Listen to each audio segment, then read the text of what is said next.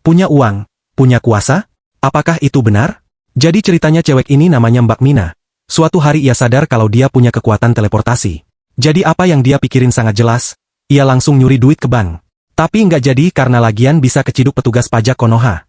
Pas dia OTW ke sekolah, ada anak kaya yang datang naik mobil bikin dia mikir. Kayaknya jadi orang kaya lebih superpower daripada teleport. Lalu cewek ini ke ruang peralatan buat coba kekuatannya lagi. Tapi balik-balik, di depan ruang itu ada anak yang lagi dibully sama si kaya tadi. Sialnya ia keciduk lagi ngintipin mereka. Pas dia keluar si cewek ditampar hingga kacamatanya pecah dan di sini si kaya langsung lemparin duit buat ganti. Tapi habis lempar duit dia ngatain cewek ini yatim lah. Terus bilang masa bapaknya polisi tapi mati gara-gara misahin orang mabok. Ini cewek jadi sangat kesal banget. Langsung peluk si kaya itu, teleport ke atas laut nan luas, lalu si kaya ditinggalin sendiri hingga jatuh dan akhirnya, victory! 6 Mei 2024 menjadi saksi bisu bagi seorang gadis muda berkacamata. Namanya adalah Mina. Tanpa sebersit gentar di wajahnya, ia berdiri tegap di puncak sebuah gedung pencakar langit, menantang ketinggian. Ponsel yang digenggamnya, terlindungi dalam wadah anti-air, adalah satu-satunya tautan materialnya. Hari itu, Mina bersiap menghadapi ujiannya yang ke-32, sebuah percobaan yang dimulai dari atap menjulang tersebut. Tidak ada salam perpisahan yang diucapkan kepada dunia. Di dalam dirinya, seolah ia telah menyelesaikan segala urusan batin. Dengan keyakinan mutlak yang jauh melampaui rasa takut akan maut, ia melompat dari tepi ketinggian itu. Kedua tangannya terentang lebar, seakan bersiap menembus udara dan terbang bebas. Tiba-tiba, seberkas cahaya menyilaukan memancar, membungkus tubuhnya sepenuhnya, dan dalam sekejap, Mina lenyap dari pandangan, seolah terhisap ke dalam kehampaan itu sendiri. Di lokasi yang jauh, sebuah cahaya yang sama muncul, menggantung sesaat di udara sebelum akhirnya jatuh menghantam permukaan lautan yang tenang. Cahaya itu adalah Mina. Ia segera muncul ke permukaan air, menarik napas dalam-dalam, mengisi rongga dadanya seolah paru-parunya haus akan kehidupan. Dengan sisa tenaga yang dimiliki, ia berenang menuju tepian, enggan berlama-lama bertarung dengan gelombang laut. Napasnya yang tersengal terhenti saat ia menatap layar ponselnya yang tetap menyala, menunjukkan lokasi keberadaannya. Mina menyadari bahwa ia telah berhasil menempuh jarak 50 km tanpa jeda, memecahkan rekor pribadinya. Senyum kemenangan pun mengembang di wajahnya. Ia telah berhasil menyelesaikan satu ujian, membuktikan tanpa keraguan bahwa dirinya memiliki kemampuan teleportasi, kemampuan berpindah tempat secara ajaib. Kehidupan di dua dunia. Dengan gerakan ringan, Mina segera memindahkan dirinya ke dalam kamar mandi di rumahnya. Suara air keran yang mengalir deras menyambut kehadirannya. Ibunya yang berada di ruangan lain merasa heran dan sedikit terganggu, sebab ia tidak menyadari kepulangan putrinya. Ia sering bertanya-tanya kemana gadis itu menghilang tanpa jejak. Mina keluar dengan rambut basah, mengeringkannya sambil menjawab bahwa ia hanya membutuhkan udara segar dan laut adalah tempatnya menyepi. Sang ibu segera menyuruhnya makan, seraya mengingatkan bahwa akhir pekan ini adalah hari peringatan wafatnya sang ayah. Ia memperingatkan putrinya untuk menjaga sikap di hadapan para sahabat mendiang suaminya. Mina membenarkan, memohon agar ibunya tidak lagi menangis dalam pertemuan itu. Namun, sang ibu hanya melanjutkan santapannya tanpa menjawab. Saat Mina mengunyah makanannya, pikirannya berkelana jauh. Kenangan tentang sang ayah kembali mencuat. Ia teringat akan masa lalu, ketika rekan ayah berusaha menenangkan ibunya yang histeris. Sang ibu memohon agar dilepaskan, karena ia ingin menatap wajah bajingan yang telah merenggut nyawa suaminya. Rekan sang ayah, dengan wajah berlinang air mata, mendesak ibu untuk menenangkan diri dan mengendalikan emosi karena Mina sedang menyaksikan. Kembali ke masa kini, Mina membuka matanya. Ia kembali berdiri di atap gedung yang sama, berencana melakukan uji coba kemampuan hari ini. Segera setelah itu, Mina berpindah secara ajaib dari satu gedung ke gedung lain dengan kecepatan yang mengagumkan. Ia menjelaskan kepada dirinya sendiri bahwa jeda setelah teleportasi berkisar antara 1 hingga 2 detik sebelum ia dapat menggunakannya lagi. Jumlah maksimal teleportasi beruntun berada pada angka 24 kali. Setelah itu ia mulai merasakan staminanya berkurang. Mina kemudian beristirahat sejenak di atas gedung yang belum rampung. Ia memiliki 2 uji coba penting. Yang pertama adalah tumpang tindih, overlap. Mina menyadari bahwa ia seharusnya tidak mencoba hal tersebut, sebab ia berpikir dirinya akan mati terjepit. Untungnya, ia terlempar kembali ke lokasi awalnya, namun tubuhnya terasa seperti baru saja dihantam habis-habisan. Ia mengingatkan dirinya untuk lebih berhati-hati. Uji coba kedua adalah batas beban yang dapat ia pindahkan dalam sekali percobaan. Mina berhasil membawa $5 miliar bersamanya, namun ia segera mengembalikan uang itu. Ia percaya bahwa orang yang serakah tidak akan mendapatkan akhir yang baik. Mina mengakui bahwa kemampuannya sangat berguna untuk pergi ke sekolah dan les, membuatnya tidak perlu khawatir soal biaya transportasi. Namun, ia tetap memilih berjalan kaki ke sekolah bersama siswa lain, karena menggunakan kekuatannya untuk berpindah tempat terlalu berisiko. Tiba-tiba, sebuah mobil mewah melintas tanpa ragu, bahkan hampir menabrak para siswa. Mina menyadari bahwa ada orang-orang yang tidak pernah berjalan kaki ke sekolah. Dalam hati, ia mengakui bahwa kekuatan super yang sesungguhnya adalah terlahir dari keluarga yang kaya raya. Saksi bisu dan keputusan yang mengerikan. Beberapa saat kemudian, Mina terlihat duduk sendirian di kelas. Dalam batinnya yang sepi, ia mengakui tidak bisa menggunakan kekuatannya karena takut ketahuan. Ia pasti akan ditangkap jika menggunakannya untuk merampok bank. Ia bertanya-tanya, apakah dirinya harus bergabung dengan organisasi kriminal? Pada akhirnya, pilihan termudah adalah mencuri dan bepergian secara gratis. Mina bangkit, meninggalkan kelas, dan masuk ke salah satu gudang sekolah. Ia menutup pintu dengan rapat, memastikan tidak ada orang yang melihatnya, berencana pergi dari tempat itu. Ia memejamkan mata perlahan, dan ketika membukanya, ia sudah mengapung di udara, seolah sedang terbang. Mina mengakui bahwa setidaknya ia belajar sesuatu berkat kekuatannya. Dunia ternyata jauh lebih indah dari yang ia bayangkan selama ini. Ia menikmati kesendiriannya di udara. Setelah merasa puas, Mina kembali ke tempat asalnya, di dalam gudang. Ia menghela napas panjang, mengakui bahwa kekuatan yang dimilikinya sungguh luar biasa. Sambil menatap telapak tangannya, ia bertanya-tanya, untuk apa ia harus menggunakan kekuatannya? Lamunannya terpecah ketika ia mendengar suara orang berbicara dari arah gudang. Mina dengan hati-hati mencoba melihat apa yang terjadi dari celah pintu. Di sana, terlihat seorang siswa bernama Chan He sedang dirundung. Wajahnya dicoret-coret dengan lipstik oleh Lua, seorang wanita berambut merah. Di samping Lua, ada Yura yang merekam semua kejadian itu dengan ponselnya untuk bersenang-senang. Mina menyaksikan dari celah kecil tersebut. Mereka bahkan menggunakan riasan yang tidak anti air, yang merupakan produk terbaru dari perusahaan milik keluarga Lua. Sambil menatap Lua, Mina mengakui bahwa di dunia yang indah ini, masih ada sekelompok sampah seperti mereka. Chan He hanya bisa terdiam, tidak berani melawan, bahkan kini berlinang air mata. Lua kemudian menanyakan pendapat teman-temannya apakah Chan He kini bisa masuk klub. Yura, sambil tertawa puas, menyahut bahwa Lua adalah pria sandal. Genwo, pria bertubuh paling besar di antara mereka, tertawa terbahak-bahak seolah sedang menyaksikan hiburan. Gihan, yang sedari tadi bermain ponsel, meminta mereka berhenti karena itu hanya membuang waktu. Namun, Yura, yang terus mengabadikan momen, menyampaikan bahwa itu adalah kenangan yang membahagiakan, bahkan untuk selamanya. Genwo meminta Yura mengirimkan video itu kepadanya nanti, bahkan berkelakar meminta Lua merias dirinya. Lua, sambil tertawa, mengatakan wajah Genwo tidak pantas untuk dirias. Tiba-tiba, semburan air bertekanan tinggi disemprotkan ke muka Chan He. Lua melakukannya tanpa merasa bersalah sedikit pun. Bahkan menyebut Chan He akan tambah cantik dengan tambahan itu. Lua kemudian bertanya kepada teman-temannya, bagaimana jika mereka mendebutkan Chan He di klub malam itu juga dan mencarikan seorang wanita untuknya. Yura tertawa girang, menyimpulkan bahwa Lua merias Chan He untuk tujuan tersebut. Mina masih memperhatikan mereka dari celah pintu, mengakui dalam hati bahwa mereka memang sekumpulan sampah. Ia berniat kabur, karena akan merepotkan jika ia terlibat dengan mereka. Namun, tiba-tiba dari luar, terdengar suara Lua memanggil nama Mina. Dengan nada mengintimidasi, Lua bertanya mengapa Mina bersembunyi. Apakah Mina takut kepadanya? Lua menatap dingin, menegaskan ia tidak suka jika ada orang yang menghindarinya. Mina merasa panik, sebab Lua pasti akan sadar jika ia kabur menggunakan kekuatannya.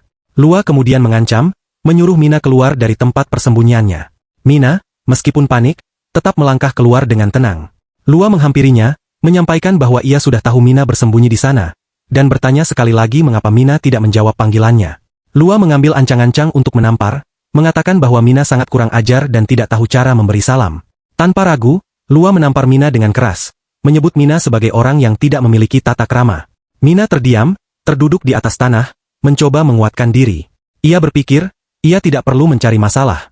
Namun, seketika mata Mina terbuka lebar karena Lua berkata bahwa anak yatim seperti Mina berani sekali berjalan dengan percaya diri, padahal aura yatimnya sangat kuat. Yura mengejek, pura-pura terkejut bahwa ayah Mina telah tiada.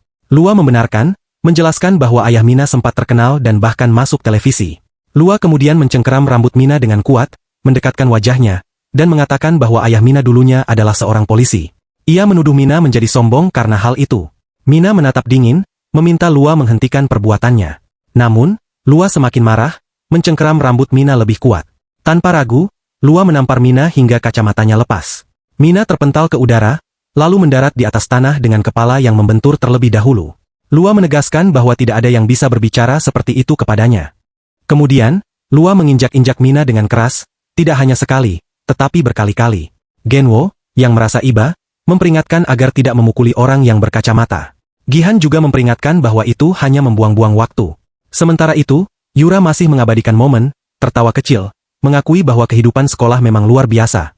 Mina terengah-engah, mencoba menguatkan diri. Tiba-tiba, selembar uang melayang di udara, dan uang-uang lain menyusul, membanjiri tubuh Mina. Lua dengan sombong menghamburkan uangnya, menyuruh Mina membeli kacamata baru yang bagus, dan menyebutnya pengemis. Lua menyampaikan bahwa barusan itu adalah tamparan berhadiah uang, dan jika Mina meminta ditampar lagi, mungkin ia bisa melakukan operasi plastik. Lua kemudian melangkah pergi, namun menyuruh Mina dan Chanhe tetap berada di sekolah setelah pulang, sebab ia akan membawa mereka ke tempat yang seru. Genwo berkelakar, meminta Lua untuk pelan-pelan karena Mina adalah seorang yatim. Gihan penasaran, menanyakan bagaimana cara ayah Mina meninggal. Lua hanya tersenyum, mengabaikan perkataan teman-temannya. Mina masih terkapar tak berdaya di tanah. Tiba-tiba matanya terbuka lebar karena Lua menyampaikan bahwa ayah Mina mati dengan cara ditikam. Lua menjelaskan bahwa ayah Mina ditikam karena melerai orang yang berkelahi di sebuah bar. Mata Mina kini terbuka lebar, menyaksikan mendiang sang ayah terus-menerus dihina. Air mata mulai mengalir dari sudut matanya. Lua mengejek, menyebut ayah Mina pecundang karena mati ditikam orang mabuk. Balasan yang mengguncang. Tiba-tiba, ekspresi Lua seketika berubah, diliputi keterkejutan. Tubuhnya mendapati dirinya berada di udara. Di belakangnya, Mina memeluk Lua dengan erat, seolah enggan melepaskannya. Lua berteriak ketakutan, bertanya-tanya apa yang sebenarnya terjadi. Mina menatap lurus ke bawah, sama sekali tidak merasa takut. Ia menegaskan bahwa ia tidak akan memaafkan Lua, sebab ia sebelumnya sudah memperingatkan untuk berhenti. Kemudian, Mina melepaskan pelukannya dan menghilang dengan cepat. Sementara itu, Lua, yang tidak bisa berenang, menjerit ketakutan, dengan cepat ditarik oleh gravitasi, dan menghantam permukaan air. Pada saat yang bersamaan, Mina telah tiba kembali ke tempat asalnya dengan tepat waktu. Gihan melirik ke belakang, menyadari suara temannya yang selalu berbicara itu telah hilang. Genwo segera menanyakan apa yang terjadi. Gihan melihat sekeliling, mencari Lua yang barusan masih berada di belakangnya. Mina masih diliputi adrenalin tinggi. Dadanya berdebar, napasnya berat. Ia menutupi wajahnya dengan tangan, seolah tidak percaya bahwa ia melakukan semua itu. Di tengah laut, Lua, yang tidak bisa berenang, mencoba memasukkan udara ke paru-parunya, berjuang menggerakkan kakinya.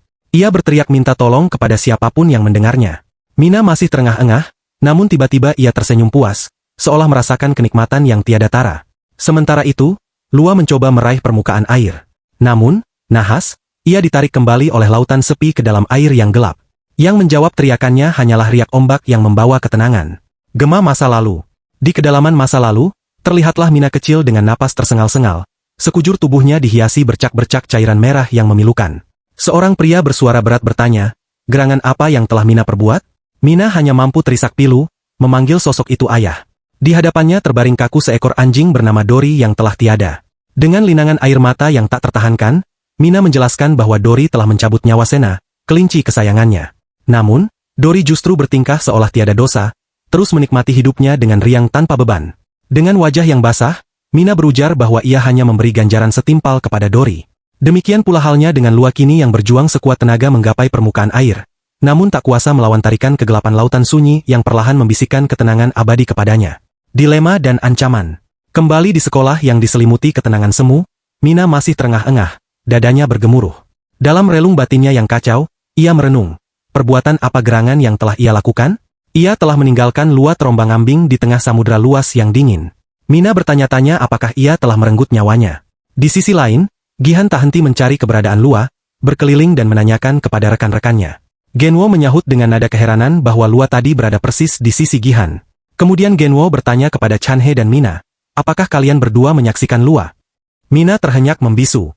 Tiada seorang pun yang seolah melihat apa yang sebenarnya terjadi. Ia telah menewaskan Lua, dan tiada seorang pun yang mengetahuinya.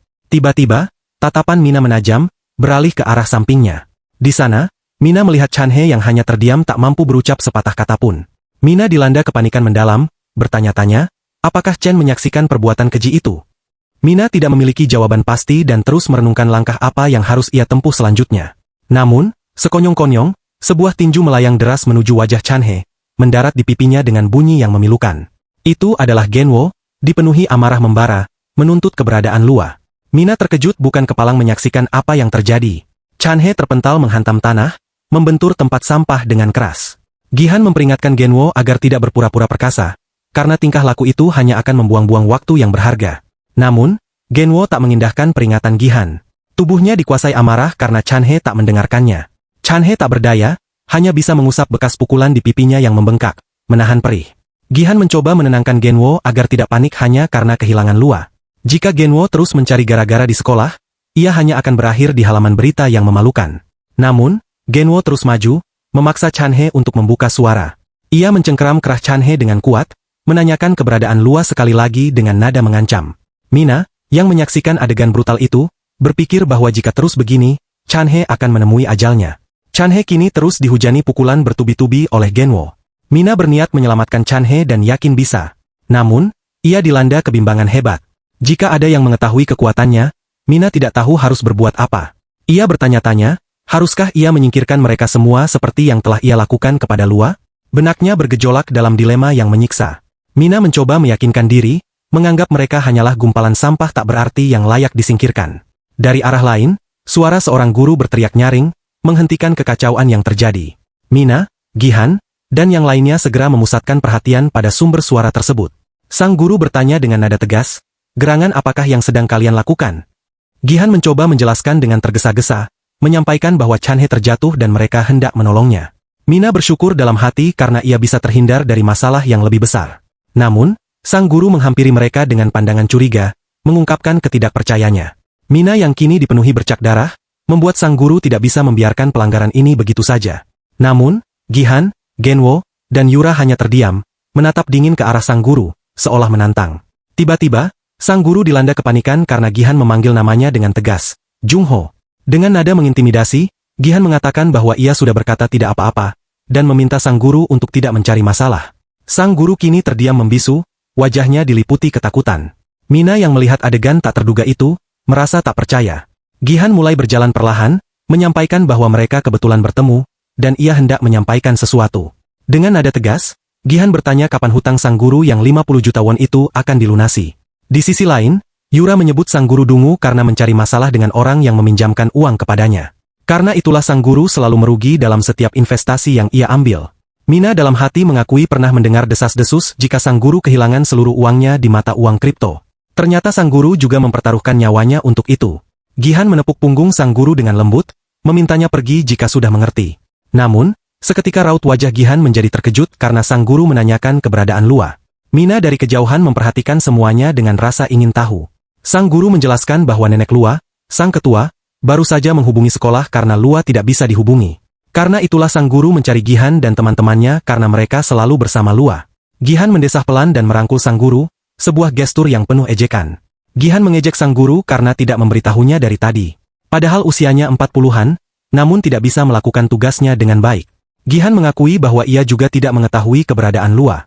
Gihan menyarankan sang guru untuk membantu mereka karena sang ketua sedang khawatir.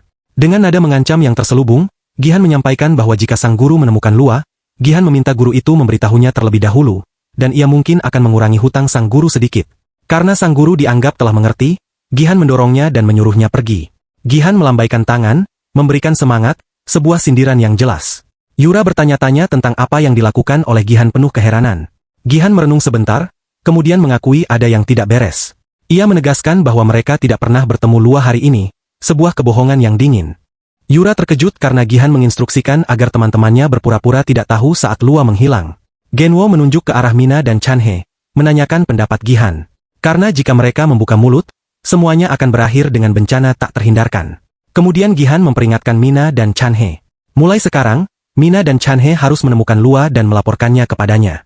Gihan menegaskan untuk menutup mulut mereka rapat-rapat, atau ia akan mencari mereka berdua kemanapun, bahkan ke ujung dunia. Chanhe yang tidak berdaya hanya bisa mengiyakan perintah Gihan dengan nada tergagap penuh ketakutan. Sementara itu, Mina menatap Chanhe dengan pertanyaan-pertanyaan yang bergejolak dalam pikirannya. Gihan juga memperingatkan Mina untuk ikut bersama Chanhe. Gihan menegaskan jika Mina menyerahkan semuanya kepada Chanhe, maka Mina akan dihabisi. Kemudian Gihan dan teman-temannya mulai pergi sambil meneriaki nama Lua, meminta Lua berhenti bercanda, seolah semua ini hanya permainan. Mina hanya terdiam, termenung, mengingat kembali kejadian mengerikan yang baru saja ia lakukan. Ia menduga bahwa Lua sudah menemui ajalnya saat ini. Mina menatap ke atas langit biru dan bertanya kepada mendiang sang ayah, apa yang harus ia lakukan saat ini? Karena barusan ia baru saja merenggut nyawa seseorang. Kemudian Mina melirik ke arah samping dengan tatapan tajam penuh kecurigaan. Di sana terdapat Chanhe yang terkapar tak berdaya. Chanhe mengangkat kepalanya perlahan dan menatap ke arah Mina. Mina dalam hati menduga bahwa sepertinya kejadian keji yang ia lakukan telah disaksikan oleh seseorang. Jejak di Filipina. Di suatu tempat di Filipina, secercah cahaya lampu bersinar indah memecah kesunyian malam yang pekat. Di sebuah gang sempit, terlihat seseorang dengan mata berkaca-kaca memancarkan ketakutan mendalam. Dengan suara bergetar, pria itu bertanya kepada sosok yang berdiri di depannya mengapa ia melakukan itu. Ia memohon ampun dengan pilu, menjanjikan uang senilai 5 miliar won, bahkan 10 miliar won, demi keselamatan dirinya. Namun, sosok itu, dengan kapak yang digenggam erat di tangannya, tidak bergeming sedikit pun, hanya menatap targetnya dengan tatapan tegas yang mematikan. Sosok itu berucap dengan suara dingin bahwa uangnya sudah ia terima, sebuah upah untuk menewaskan pria itu. Pria itu kembali memohon, berjanji akan memberi lebih banyak dari apa yang telah sosok itu dapatkan. Namun, sosok itu tak tergoyahkan, menodongkan kapaknya ke atas kepala pria itu, sebuah ancaman nyata. Dengan gerakan mantap dan tanpa ragu, sosok itu mengambil ancang-ancang dengan kapak miliknya. Keheningan mencekam melanda gang sempit itu, mengisyaratkan akhir. Kini, pria itu terkapar bersimbah cairan merah. Nyawanya telah melayang. Sosok itu menghubungi seseorang melalui telepon, menyampaikan bahwa pekerjaannya telah usai tuntas tanpa celah. Ia mengatakan bahwa dirinya akan pulang cepat karena putri kesayangannya sedang berulang tahun, sebuah alasan yang ironis. Sosok itu mempercayakan semuanya kepada orang di ujung telepon, lalu panggilan diakhiri begitu saja. Sosok itu menghela napas panjang, seolah kelelahan yang membebani jiwanya keluar bersama napasnya. Ia kemudian menghubungi seseorang yang tak lain adalah putri kesayangannya. Di suatu tempat yang jauh, terdengar suara dering telepon yang memecah kesunyian. Suara itu berasal dari sosok Lua yang kini mengambang tak berdaya di permukaan laut yang tenang, sebuah akhir yang tragis. Kembali ke tempat sang ayah Lua berada, operator menyampaikan bahwa nomor yang dituju tidak menjawab, sebuah tanda tanya yang menggantung. Ayah Lua mengakui bahwa ia tidak bisa menyalahkan Lua, karena tidak mengangkat panggilan suaranya. Kemudian ayah Lua berjalan menyusuri mayat yang telah ia bunuh. Ia mengakui bahwa sepertinya ia tidak akan menjadi ayah yang baik bagi putri kesayangannya. Ia bertanya-tanya, berapa lama ia harus menunggu sampai putrinya bersedia menemuinya? Namun, yang ia tidak tahu, kini anaknya mengambang di tengah lautan luas, dan yang pasti, tidak ada siapapun yang bisa menolongnya. Keganjilan dan pengkhianatan. 2 hari telah berlalu sejak lenyapnya Lua, permata keluarga konglomerat. Seharusnya seluruh negeri diguncang oleh berita musibah yang menimpa cucu salah satu dinasti terkemuka Korea itu. Namun, keanehan menyelimuti segalanya. Seolah selubung tak kasat mata telah membungkam gemuruh yang semestinya. Justru atmosfer terasa lebih tenang, terhampar dalam ketidakwajaran yang pekat. Seakan tiada peristiwa mengguncang telah terjadi. Mina duduk di tengah kelas. Benaknya digelayuti firasat ganjil. Seolah ada rahasia besar yang sengaja disembunyikan. Di sudut ruangan yang sepi, Yura menggenggam ponselnya. Jemarinya menari panik di atas layar, dilanda kegelisahan karena jejak Lua tak jua ditemukan.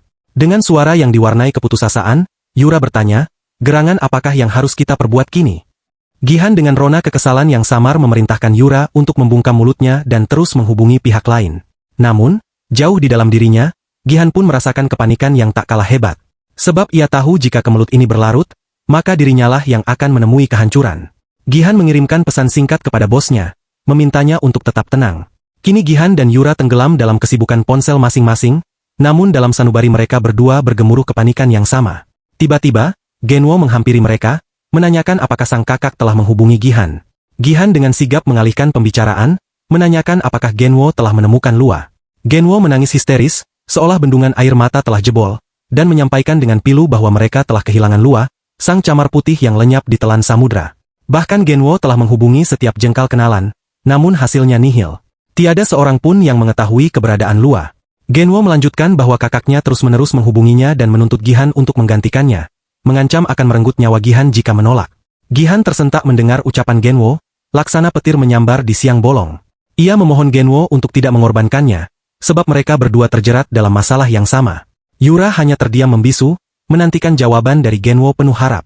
Namun, Genwo menyampaikan dengan suara tegas bahwa ia tidak berada dalam kemelut itu. Genwo mengakui bahwa ia berteman dengan mereka hanyalah karena ia menyukai Lua. Namun, kini Lua telah menghilang, dan tiada gunanya Genwo mengorbankan diri untuk mereka yang tak berarti.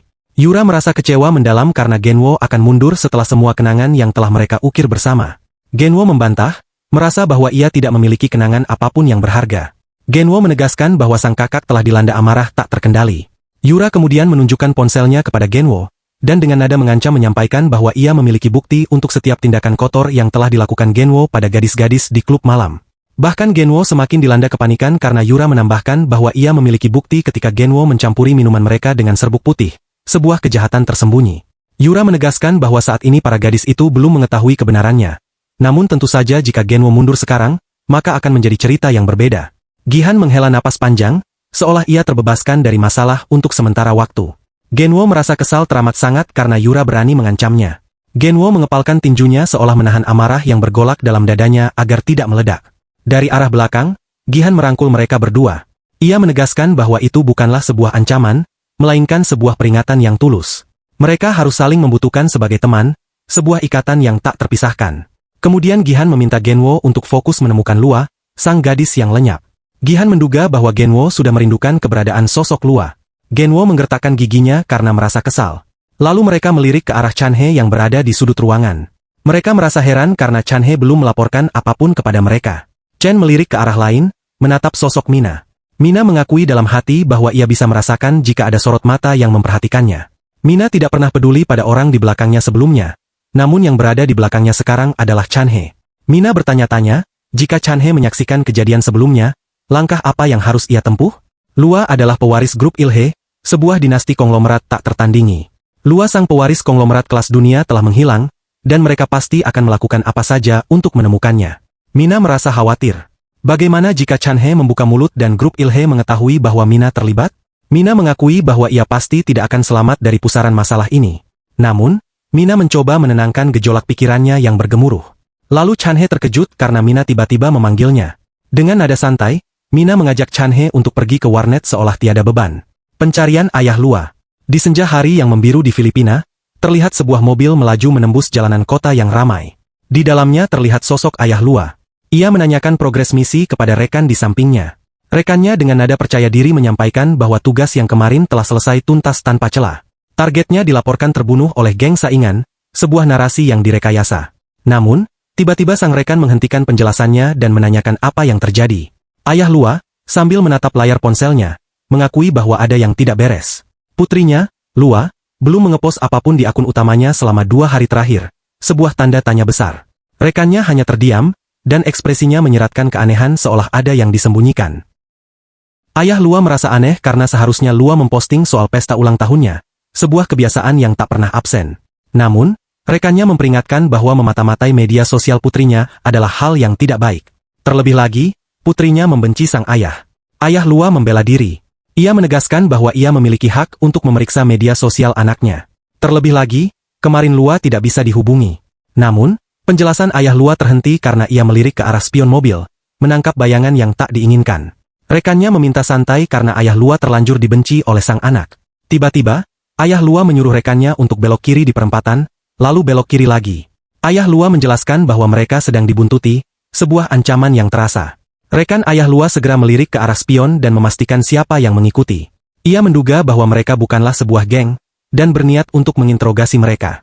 Sesampainya di lampu lalu lintas, mobil ayah Lua berbelok dengan tajam, mengejutkan mobil yang membuntutinya. Di dalamnya, seseorang memberitahu bahwa target masuk ke sebuah gang sempit. Ia memberi instruksi kepada tim B dan C untuk menghadang target. Anak buahnya mengkonfirmasi dan segera menginjak pedal gasnya untuk menghadang sang target dari arah depan, seolah mengepung mangsa. Dari arah belakang, sang pemimpin tim baru saja tiba. Kini mobil ayah Lua terkepung rapat. Tak ada jalan keluar. Namun, seketika wajah pemimpin tim itu terkejut dan dilanda kepanikan karena mobil yang ditumpangi sang target telah kosong, sebuah trik yang cerdik. Dengan sikap waspada, sang pemimpin tim kembali memberikan instruksi kepada tim B dan C untuk mengepung gang itu, menyisir setiap sudut. Tanpa ia sadari, dari belakangnya sang target sedang bersembunyi, laksana bayangan dalam kegelapan. Saat ia menyadarinya, semuanya telah terlambat. Ayah Lua segera menghantam tengkuk pemimpin tim dengan kuat, sebuah pukulan mematikan. Dari arah belakang, seseorang menyerang ayah Lua dengan senjata tajam di tangannya. Namun, ayah Lua dengan tenang dapat menghindari serangan itu, laksana penari di medan laga. Ayah Lua mencengkeram kerah kawannya dengan kuat, kemudian membalikan orang itu hingga berputar di udara. Dari arah belakang, seseorang menodongkan senjata api, menyuruh ayah Lua untuk angkat tangan. Namun, dari arah belakang, sebuah senjata lain menodong ke arah pria itu, menyuruhnya untuk tidak bergerak. Itu adalah rekan ayah Lua. Dengan nada tegas, ia menyuruh orang itu melepaskan pistolnya dan berlutut sebelum kepalanya pecah. Orang itu dengan nada gemetar segera menurutinya. Sementara itu, ayah Lua menginjak kepala pemimpin tanpa ragu, menunjukkan dominasinya. Ayah Lua mengeluarkan pistolnya, mendapati bahwa orang di depannya terlihat seperti orang Korea, sama dengannya. Dengan nada mengintimidasi, Ayah Lua bertanya siapa mereka sebenarnya. Dengan nada tergagap, orang itu memohon dan menyebutkan nama ayah Lua, Lee Soyun. Ia menjelaskan bahwa dirinya datang atas perintah sang ketua untuk mengawal Soyun, sebuah misi rahasia. Rekan Soyun tercengang, pikirannya terfokus pada kata ketua. Soyun tercengang karena ia mengetahui bahwa sang ketua adalah ibu mertuanya. Rekan Soyun semakin kebingungan, pikirannya terfokus pada kata ibu mertua. Kemudian sang pemimpin tim menjelaskan bahwa ada pesan yang hendak sang ketua sampaikan kepada Soyun, yaitu mengenai Nona Lua, sebuah kabar penting. Seketika Soyun terdiam karena pemimpin tim menyampaikan bahwa Nona Lua telah menghilang, sebuah berita yang menusuk jantung. Warnet dan perjanjian aneh. Sementara itu, di Korea, lebih tepatnya di sebuah warnet yang bising, seseorang sedang memutar video di YouTube. Itu adalah Mina yang sedang mencari informasi tentang Lua. Namun, masih belum ada kabar tentang Lua. Mina bertanya-tanya apakah para petinggi menutupinya. Sambil melihat sosok sang ketua dari layar monitor, Mina merasa heran karena sang ketua bertingkah seolah baik-baik saja, padahal cucunya sedang menghilang. Mina kemudian mencari informasi tentang Lua dari internet, mengintai setiap jejak. Di sampingnya, terdapat Chan He yang mencoba memanggil Mina dengan suara tergagap penuh keraguan. Chan He menyampaikan bahwa Gihan Li meminta mereka mencari Lua, dan Chan He menanyakan apakah Mina sudah mencarinya. Secara mengejutkan, Mina bertanya, apakah Chan He seorang yang tolol? Mina bertanya sekali lagi, apakah Chan He benar-benar menganggap Gihan dan kelompoknya mencari Lua? Mina menegaskan bahwa Chan He benar-benar seorang pecundang, sebuah hinaan yang menusuk. Namun, Chan He mengatakan, tidak, dengan suara tegas, sebuah penolakan yang tak terduga. Ia mengakui bahwa ia hanya khawatir dengan Mina, karena ulahnya, Mina ikut terseret ke dalam masalah. Mina merasa tidak peduli karena ia tidak takut sama sekali pada sekumpulan sampah seperti mereka. Dalam hati Mina menyimpulkan, jika Chan He menanyakan itu kepadanya, apa itu berarti Chan He tidak melihat apa yang telah dilakukan oleh Mina? Namun, Mina merasa ragu karena saat kejadian, Chan He tepat berada di belakang Mina. Mina melirik ke arah Chan He secara perlahan. Dalam batinnya, Mina bertanya-tanya, jika Chan He menyaksikan perbuatannya, langkah apa yang harus ia lakukan? Tiba-tiba, terbesit di dalam pikiran Mina sebuah laut yang sangat luas dan menakutkan. Namun, Mina segera menyadarkan dirinya sendiri dan menegaskan bahwa Chan He tidak bersalah. Dalam batinnya, Mina menegaskan bahwa ia bukanlah pembunuh. Ia sudah membunuh Lua, dan juga hampir membunuh teman-teman Lua. Sambil menatap Chan He, Mina berjanji kepada dirinya sendiri bahwa ia tidak akan membunuh lagi. Kemudian, Mina memperingatkan Chan He, meminta Chan He untuk terus berada di sisinya. Mina melanjutkan bahwa pria bodoh seperti Chan He pasti akan dikeroyok lagi jika pergi sendirian. Chan He tercengang, dan dengan nada ambigu ia bertanya, apakah hanya mereka berdua saja? Mina dalam hati mulai berencana untuk mengawasi Chan He untuk memastikan apakah Chan He telah menyaksikan perbuatannya, dan apakah Chan He akan membuka mulut soal perbuatannya. Di sisi lain, dengan nada lemah, Chan He mengakui bahwa tidak ada gunanya berteman dengan orang sepertinya. Chan He meminta Mina untuk tidak khawatir karena Chan He akan melindungi dirinya sendiri. Dengan tekad yang bulat, Chan He segera berlari meninggalkan Mina. Mina mencoba memanggil, meminta Chan He menunggu. Dalam hatinya, Mina bertanya-tanya apakah Chan He berniat berlagak keren. Chan He terus berlari menuruni tangga, dan dalam hatinya ia mengakui bahwa perbuatannya itu lebih baik, dan tidak apa-apa jika hanya dia seorang yang disiksa oleh orang-orang sampah itu. Mina bangkit dari duduknya dan hendak menyusul Chan He. Namun, tiba-tiba fokus Mina teralihkan karena seorang reporter dari media mengabarkan berita terkini. Sang reporter menyampaikan bahwa ada seorang preman yang mengamuk sambil mengayunkan pisau di depan warnet. Orang-orang di dalam warnet mulai berbincang dan panik karena kejadiannya dekat dengan mereka. Mina tertegun, teringat pada Chan He yang baru saja keluar warnet. Di luar gedung, seorang preman berteriak dengan gila, melukai warga sipil, dan terus mengacungkan pisaunya ke arah warga yang lain. Dengan rasa tidak bersalah, ia terus-menerus menebas para warga. Para warga mulai berjatuhan. Tepat pada saat itu, Chan He baru saja keluar dari warnet. Chan He terkejut dengan apa yang dilihatnya. Tanpa mengetahui apapun, Chan He segera menolong salah satu warga dan menanyakan keadaannya. Preman gila itu hanya terdiam. Ia menatap ke atas langit dengan mata yang teleng. Lalu preman itu, dengan sedikit liur di sudut bibirnya, menatap ke arah Chan He. Chan He yang merasakan tatapan itu segera menoleh dengan curiga. Tanpa sedikit pun keraguan, preman itu segera mengambil ancang-ancang untuk melancarkan serangan dengan pisaunya. Namun, saat pisau itu akan mengenai Chan He, dari arah atasnya terlihat siluet seseorang yang muncul begitu saja. Itu adalah Mina, kini mengenakan kupluk dan jaket yang menutupi busananya. Sang preman, penuh amarah, telah bersiap melanjutkan serangannya. Pahlawan tak terlihat. Beberapa saat sebelum gejolak itu mereda, Mina dalam balutan hoodie dan jaket parka tebal menutupi dirinya dari pandangan dunia. Ia menarik tudung jaketnya, menyelubungi wajah seraya mengenang sosok Chan He yang kini terperangkap dalam bahaya nyata. Dari ketinggian gedung, Mata Mina menatap tajam ke arah Chan He yang tengah membantu seorang warga. Mina mendesis dalam hati, menyebut Chan He bodoh karena tak lekas melarikan diri dari pusaran ancaman. Namun, sesaat kemudian, Mina tertegun. Sebuah pikiran dingin melintas. Jika ia membiarkan keadaan ini berlarut, Chan He akan menemui ajalnya, dan kematian itu entah mengapa akan menguntungkan Mina. Sementara itu, sosok preman beringas itu mulai mengambil ancang-ancang, bersiap melancarkan tikaman maut kepada Chan He yang diliputi ketakutan. Di sisi lain, Mina masih termangu. Pikirannya kembali terseret pada perkataan Lua yang pernah menusuk relung jiwanya, bahwa ayah Mina adalah seorang pecundang yang tewas ditikam oleh orang mabuk. Seketika itu pula, emosi Mina melonjak, membakar relung hatinya, mengingat kembali tragedi yang tak tersembuhkan itu. Tanpa menunda waktu lagi, preman gila itu melancarkan serangannya. Namun, tiba-tiba dari arah belakang pria itu muncul sesosok bayangan tak terduga, Mina.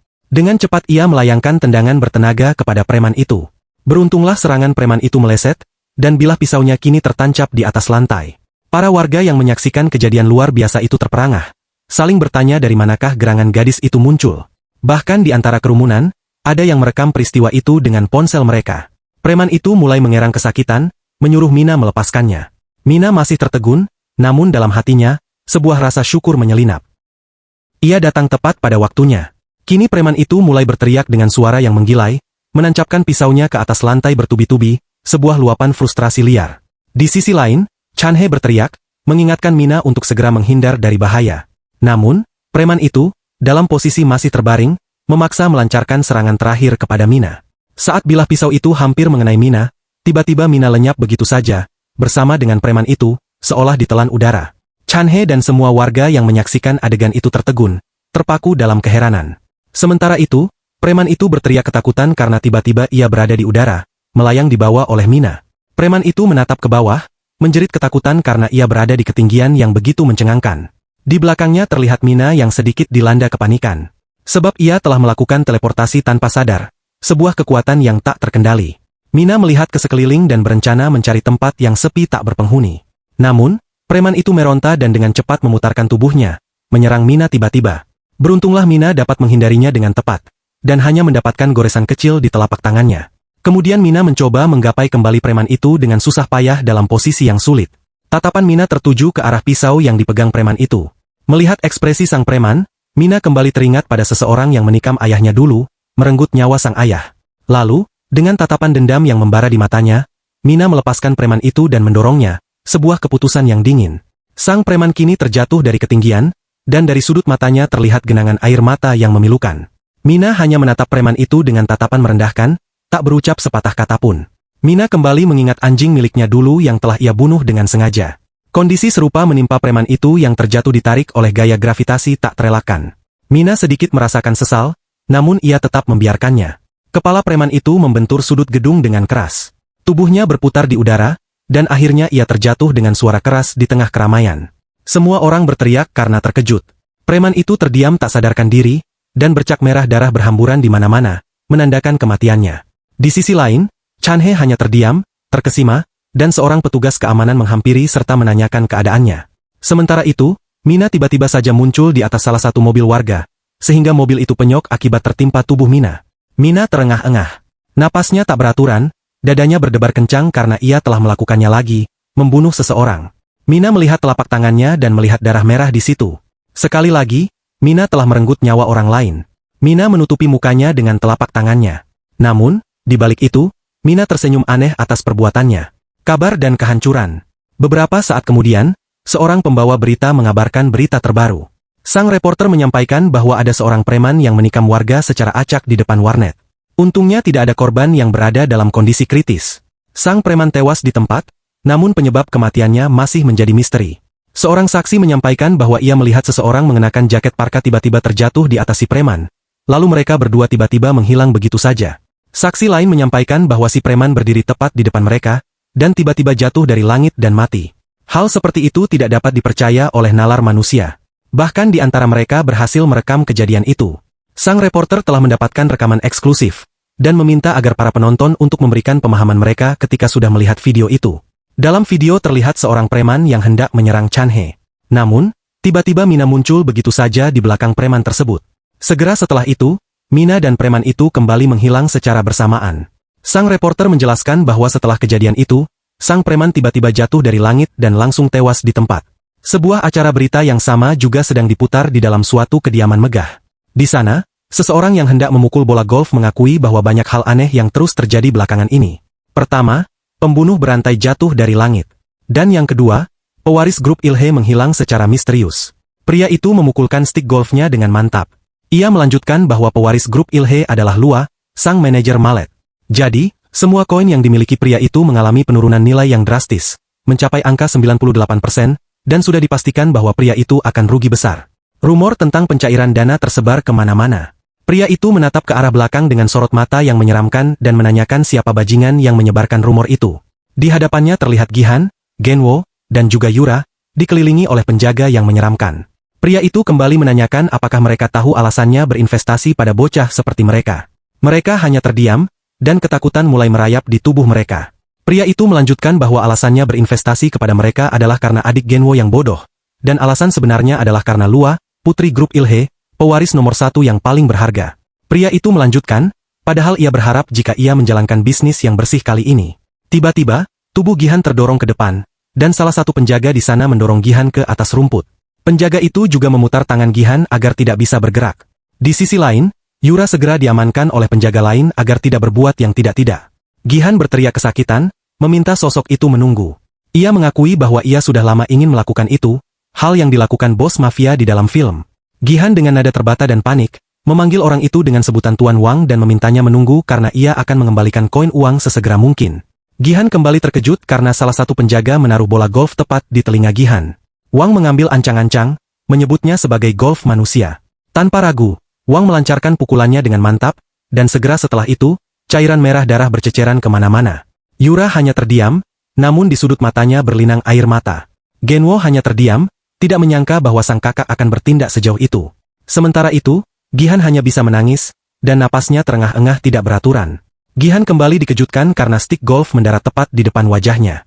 Wang menyampaikan bahwa nilai koinnya sekitar 5 miliar won. Ia menganggap bahwa bocah seperti Gihan tidak akan mengerti soal uang. Ia juga menanyakan bagaimana cara Gihan dapat mengembalikan uang sebanyak itu. Dengan nada gemetar, Gihan menyampaikan bahwa Lua masih memiliki banyak bisnis, dan yang menjalankan bisnis itu adalah Gihan. Wang sedikit terkejut dan meminta Gihan untuk melanjutkan. Gihan melanjutkan bahwa Lua bahkan memiliki bisnis yang tidak diketahui oleh Wang. Jika mereka menjalankannya dengan benar, kerugian Wang pasti akan ditutup dengan cepat. Dengan nada mengintimidasi, Wang meminta Gihan untuk terus menjelaskannya. Pengakuan yang mengguncang. Mina mematung di tengah hujan deras, menatap ke arah warnet.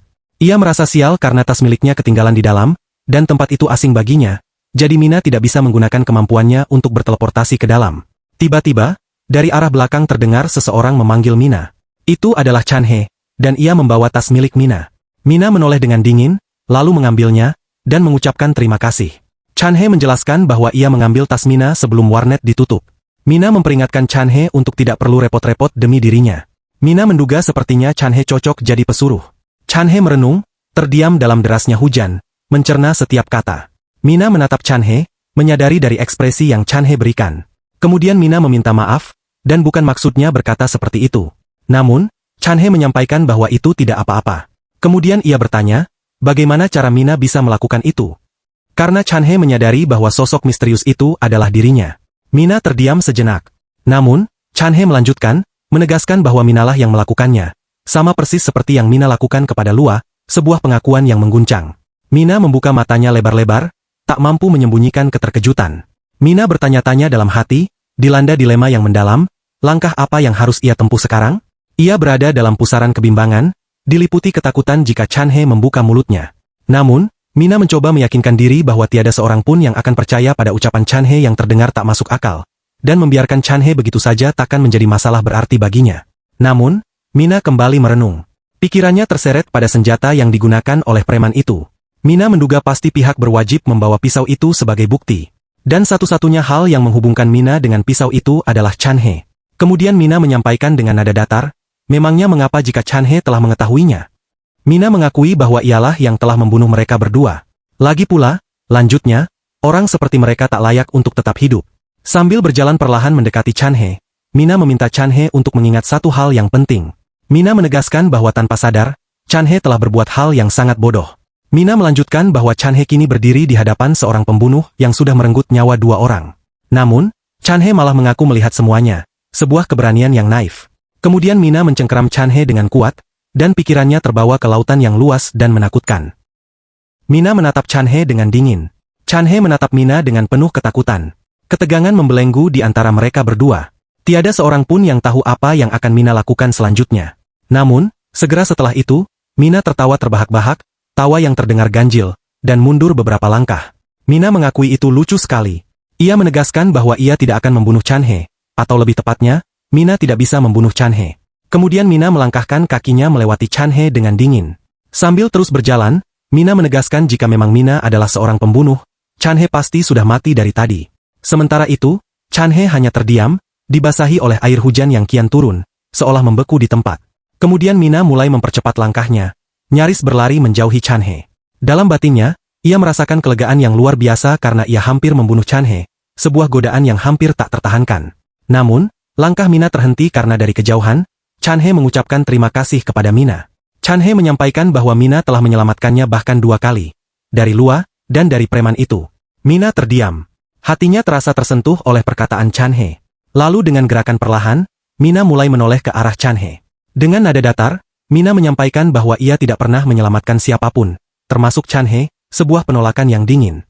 Kemudian Mina kembali berlari menghindari hujan. Dalam hati, Mina bertanya-tanya, ia merasa bingung oleh perasaan yang kini dialaminya. Nasib tragis dan pertemuan mengerikan. Di kota yang sama, lebih tepatnya di dalam sebuah bar yang temaram, terlihat Yura dan Gihan yang kini telinganya telah diperban, sebuah tanda kekerasan yang baru saja dialaminya.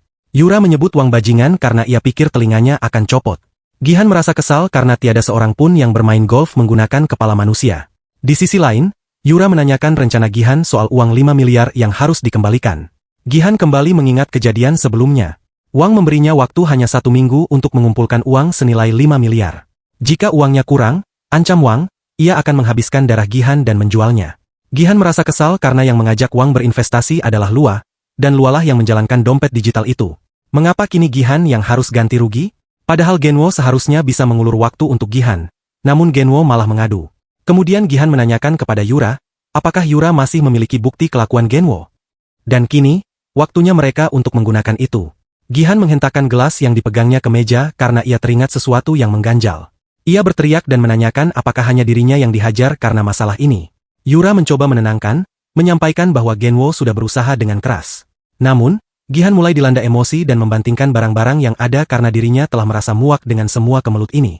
Tiba-tiba, Genwo muncul dan menenangkan Gihan untuk tidak membuang-buang minuman. Gihan melirik ke arah Genwo dengan tajam.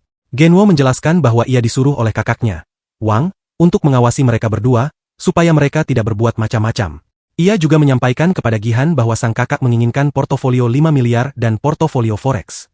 Gihan yang kesal menyampaikan bahwa jika ia memberikan portofolio itu, maka Wang pasti akan jadi kaya raya, sedangkan Gihan pasti akan ditinggalkan. Genwo merasa sedikit kesal dan meminta Gihan mengulang perkataannya. Gihan menjelaskan bahwa semua masalah bermula sejak Lua menghilang. Jika mereka bisa menemukan Lua, masalah itu bisa selesai. Genwo berlagak berpikir dan membenarkan perkataan Gihan. Yura merasa khawatir karena mereka tidak tahu apakah Lua akan kembali. Terlebih lagi, Lua selalu mempermainkan mereka. Namun, mengingat kejadian ini, Lua sudah kelewat batas. Gihan meyakinkan teman-temannya bahwa Lua tidak mungkin mati dan pasti akan muncul kembali. Namun, mereka tidak bisa menunggu begitu saja. Waktu terus berjalan. Kemudian Gihan meminta Genwo untuk mengumpulkan gengnya dan memeriksa semua klub dan bar yang ada di kota itu. Gihan menegaskan bahwa Lua pasti akan muncul kembali. Genwo mengkonfirmasi dan segera melangkahkan kakinya untuk menemukan Lua. Yura merasa heran, bukankah Genwo ditugaskan oleh kakaknya untuk mengawasi mereka berdua? Namun, Gihan menganggap Genwo hanyalah seorang yang dungu. Kemudian Gihan meminta Yura menghubungi semua kontak yang ada di ponselnya karena mereka harus menjual semua serbuk putih yang ditinggalkan Lua. Sementara itu, di sebuah berita dikabarkan bahwa pelaku penusukan terjatuh secara misterius di dekat warnet, dan pihak berita akan menampilkan testimoni dari para saksi. Saksi lain mengakui, seharusnya saya tidak mengatakannya, namun saya merasa senang preman itu telah mati. Dalam hati, Mina mengakui bahwa kehidupan bukanlah sesuatu yang bisa didapatkan secara cuma-cuma. Mina kini tersenyum karena akhirnya ia telah mengerti. Dengan dukungan publik yang meningkat, pihak berwajib memilih tutup mulut soal sosok yang tidak diketahui itu. Di dalam sebuah mobil, rekan Soyun sedang memutar berita yang sama di radio. Ia mengakui bahwa setelah bertahun-tahun lamanya, Ia menginjakkan kakinya kembali ke Korea, dan semuanya menjadi semakin berisik. Ia juga menanyakan pendapat tentang berita itu kepada Soyun. Apakah itu semua masuk akal? Soyun hanya menanggapinya dengan nada lemah. Beberapa saat kemudian, di sebuah gedung yang besar dan menjulang tinggi, terlihat Soyun menatap keramaian kota dibatasi oleh jendela besar di depannya. Soyun melirik ke arah belakang dengan perlahan, dan di sana ia melihat sosok sang ibu mertua. Yang lebih mengejutkan, kini ibu mertua Soyun tiba-tiba meneteskan air mata yang menyedihkan. Di masa lalu, tampaklah Soyun yang muda. Napasnya terengah, matanya berlinang air mata. Di hadapannya terhampar lengan sang istri, lemah tak berdaya. Dokter menyampaikan istrinya telah tiada. Seorang pria, demikian keyakinan purba, mengemban kewajiban sakral, bertarung, berburu, dan melindungi wilayah demi pasangan serta keturunannya. Soyun tak peduli panggilan itu datang dari negara atau siapapun jua. Dari belakang, ibu mertua berujar dingin, tugas Soyun tak bisa menghalangi kewajibannya sebagai pria. Ibu mertuanya melanjutkan, saat Soyun menikahi putrinya, ia berharap Soyun bisa bertindak sebagai pria sejati. Kini, di pangkuan ibu mertua terbaring seorang bayi lucu yang baru lahir. Soyun terdiam memandang sosok mungil itu. Ia melangkah perlahan, mengakui itu anaknya. Namun, di sisi lain, ibu mertua dengan ketus menyuruh Soyun tutup mulut. Lua, demikianlah nama yang diberikan oleh ibu mertua Soyun. Cucunya lahir dari putrinya, Jion. Ibu mertua menegaskan Lua adalah pewaris grup Ilhai. Anak itu, lanjutnya, tak memiliki hubungan apapun dengan sampah seperti Soyun. Kemudian para penjaga mulai mengamankan Soyun, dan ibu mertua bertanya, saat Lua terlahir, saat istri Soyun sekarat, di manakah Soyun? Ibu mertua menegaskan Soyun lebih buruk dari sampah. Kini Soyun menahan amarah, kesedihan, dan kemarahan beradu menjadi satu. Kembali ke masa kini, 16 tahun berlalu sejak kejadian pilu itu. Akhirnya, mereka bertemu kembali. Kini putri kesayangannya terhampar di hadapannya tak bernyawa.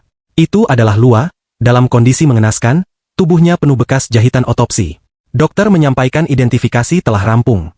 Dari luar ruangan terlihat rekan Soyun juga ibu mertua Soyun. Rekan Soyun menatap ibu mertua dengan iba. Sementara itu, ibu mertua Soyun yang dijuluki ketua, hanya menatap Soyun dari luar ruangan. Dengan nada berdaya, Soyun berucap, saat Lua lahir, saat Lua bersekolah, bahkan saat kematiannya, sang ayah tak pernah di sisinya. Kemudian dari belakang, ketua melangkah perlahan menghampiri Soyun. Ia menyampaikan ia tak memanggil Soyun ke tempat itu karena ia ayah Lua.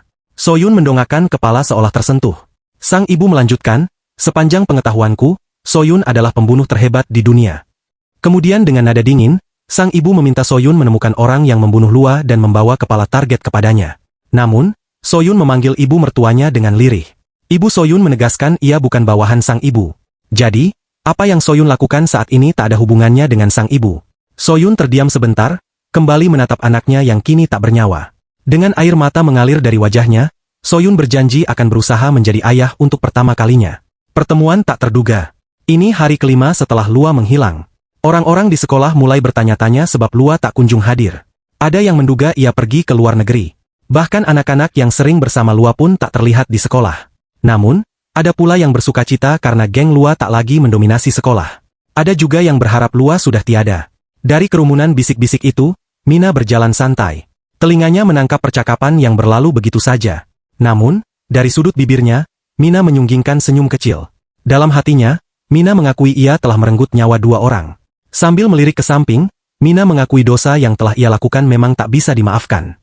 Namun, yang kini Mina lihat, semua orang berbahagia, bahkan terlihat bebas dengan ketiadaan Lua. Dalam hati Mina berpikir sepertinya orang-orang menjadi lebih senang. Dari belakang, terdengar suara familiar memanggil Mina. Di sana tampak Chan-he menyapa Mina dengan ramah. Mina menduga lagi dalam hati, ada orang yang tiba-tiba menjadi senang. Dan itu pasti karena Lua menghilang. Chan-he yang dulu berpenampilan murung dan memprihatinkan kini segar dan lebih ceria, seolah beban terangkat. Dalam hati Mina mengakui itu dramatis sekali. Sudah Mina duga, bisiknya, bahwa membunuh adalah perbuatan yang benar. Kemudian Mina memalingkan wajah dan melarang Chan-he berlagak seperti orang yang mengenalnya. Di sisi lain, Chan-he heran, menanyakan alasannya. Mina menjelaskan sebelumnya Chan-he menganggap Mina pembunuh, dan bertanya apakah Chan-he tidak takut kepadanya. Di sisi lain, Chan-he mengakui ia tak pernah mengatakan itu sebelumnya kepada Mina. Chan-he menegaskan kemarin ia hanya berterima kasih kepada Mina. Chan-he melanjutkan, ia ingin membalas kebaikan Mina karena telah menolongnya. Mina bertanya-tanya dan menduga Chan-he akan memberikannya biji ajaib. Chan-he gugup mengakui ia tak bisa membalas kebaikan Mina dengan barang mahal. Chan-he menegaskan lagi ia hanya ingin membantu Mina. Mina tiba-tiba menyebut kopi hitam kalengan. Mina menjelaskan, ia tak tidur semalam. Kepalanya agak pusing, dan kopi hitam mungkin akan membuatnya membaik. Chan He terkejut. Mina hanya menginginkan itu darinya. Sambil membalikan badan, Mina bersiap pergi karena menganggap Chan He tak ingin memberikannya. Namun, dengan tatapan berbinar dan penuh semangat, Chan He menyampaikan ia akan membelikannya untuk Mina. Segera setelah itu, Chan He bergegas membeli kopi, langkahnya ringan. Sementara itu, Mina terkejut dan meminta Chan He menunggu. Dalam hati Mina mengakui Chan He memang cocok menjadi bocah pesuruh. Chan He segera pergi ke mesin penjual otomatis. Beberapa saat kemudian, 2 kaleng muncul dari mesin. Kini di tangannya Chan He memegang 2 kaleng kopi, dan dengan senyum di wajahnya ia berjalan santai sambil bersenandung. Namun, tiba-tiba langkahnya terhenti karena seseorang menghadangnya. Di sana Genwo dan Gihan berdiri di depan Chan He. Gihan menyapa Chan He, menyampaikan sudah lama mereka tidak bertemu. Chan He terdiam melihat 2 pria besar di hadapannya. Kemudian Gihan mengambil salah satu kopi dari Chan He, menduga Chan He membelikannya untuknya. Lalu dengan nada mengintimidasi, Gihan bertanya, apakah Chan He sudah mencari Lua? Dengan nada tergagap, Chan He mengakui ia tidak punya petunjuk dan bingung harus mulai dari mana. Gihan menyimpulkan Chan He belum memulai pencarian sama sekali. Kemudian Gihan mengajak Chan He untuk mengobrol sebentar. Genwo segera merangkul Chan He dengan kencang, dan memaksanya ikut. Beberapa saat kemudian, Chan He dilempar keras sehingga tubuhnya melayang di udara sebelum akhirnya menabrak kaca dan jatuh ke lantai. Chan He mengerang kesakitan, dan mimpi buruknya kini kembali lagi. Genwo dengan semangat aneh menanyakan kepada Chan He bagaimana rasanya terbang.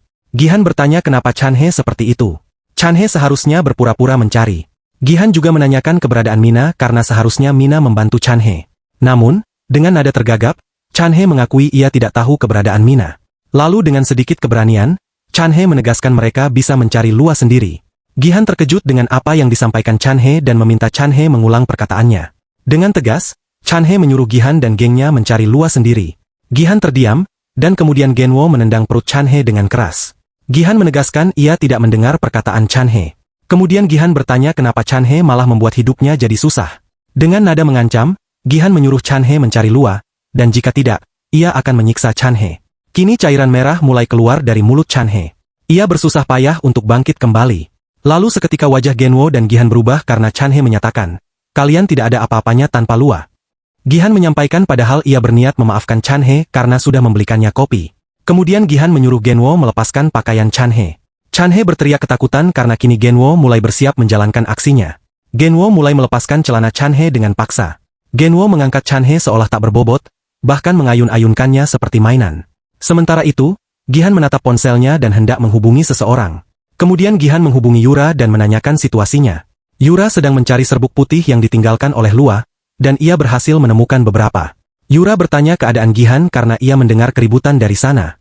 Wajah Gihan terlihat penasaran karena Yura meminta Gihan menunggu sebentar, dan jangan menutup panggilan. Di sisi lain, Genwo menanyakan apakah Yura telah menemukan Lua. Gihan menyampaikan Yura belum menemukannya, dan meminta Genwo menahan Chan He karena mungkin mereka akan melakukan pengantaran. Genwo mengkonfirmasi dan bersiap menyiksa Chan He kembali. Kemudian Gihan melangkahkan kaki dan menanyakan kepada Yura apakah lokasinya di dalam gudang. Sementara itu, Chan He terus dipukuli oleh Genwo tanpa ampun. Genwo mengakui sebenarnya ia tidak suka melakukan itu. Namun, ia tetap mengambil ancang-ancang, mengumpulkan tenaganya, dan kemudian memukulkan tinjunya ke perut Chan He dengan keras. Tidak hanya sekali, Genwo juga menghajar Chan He berkali-kali seraya menyampaikan ia lebih suka menghajar orang lain. Kini Chan He tak berdaya, cairan merah terus keluar dari mulutnya. Air matanya bergelinang di sudut matanya. Kemudian Genwo melemparkan Chan He ke dinding kaca dengan keras. Lalu Genwo mulai mengepalkan tinjunya kembali, dan bersiap memukul Chan He dengan kekuatan besar. Tiba-tiba dari belakang, Mina memanggil nama Genwo tanpa ragu. Genwo yang masih diliputi adrenalin melirik ke arah Mina dengan tatapan seram. Di sana Mina hanya terdiam, menatap dingin ke arah Genwo sambil menyeret Chan He. Genwo menyampaikan Chan He akan terus menderita jika Mina terus bersembunyi. Kini Genwo dan Mina saling berhadapan. Ukuran tubuh mereka sangat jauh berbeda. Genwo mengakui ia baru saja hendak mencari Mina, dan kini gadis itu datang tepat waktu. Mina hanya terdiam.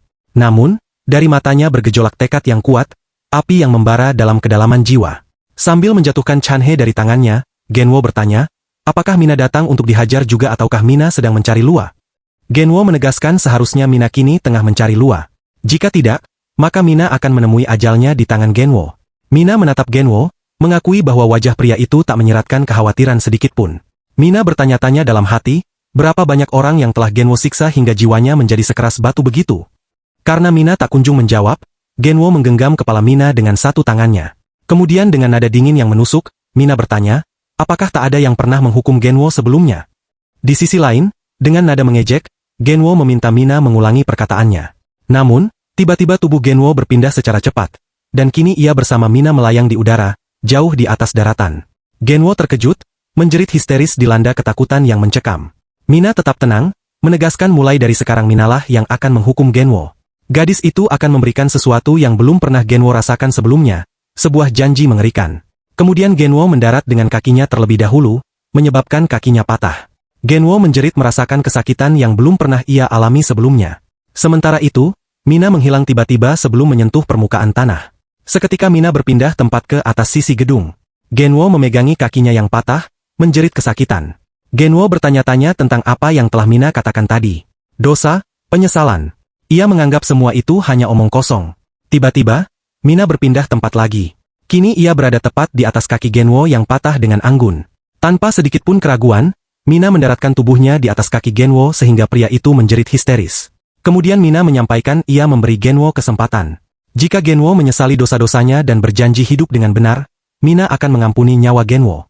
Namun, Genwo dengan nada gemetar menganggap semua perkataan Mina hanya omong kosong. Genwo berteriak menyerang Mina, bersumpah akan membunuhnya. Tiba-tiba Genwo melayang di udara, kemudian terjatuh dengan posisi kepala terlebih dahulu. Kini Genwo mengerang kesakitan. Di sisi lain, Mina mengakui ia tak pernah bisa memahami orang seperti Genwo. Kemudian, Mina mendekatkan tubuhnya dan bertanya, mengapa Genwo menjalani hidup dengan cara demikian? Apa Genwo tak pernah memikirkan apa yang akan terjadi? Mina juga menyebut Genwo bodoh. Namun, Genwo semakin marah menduga Mina tak tahu siapa sebenarnya saudara Genwo. Mina hanya terdiam, tak mengerti perkataan Genwo. Kemudian, Mina menggenggam kerah Genwo dengan kencang, dan tiba-tiba mereka berdua berada di udara yang hampa.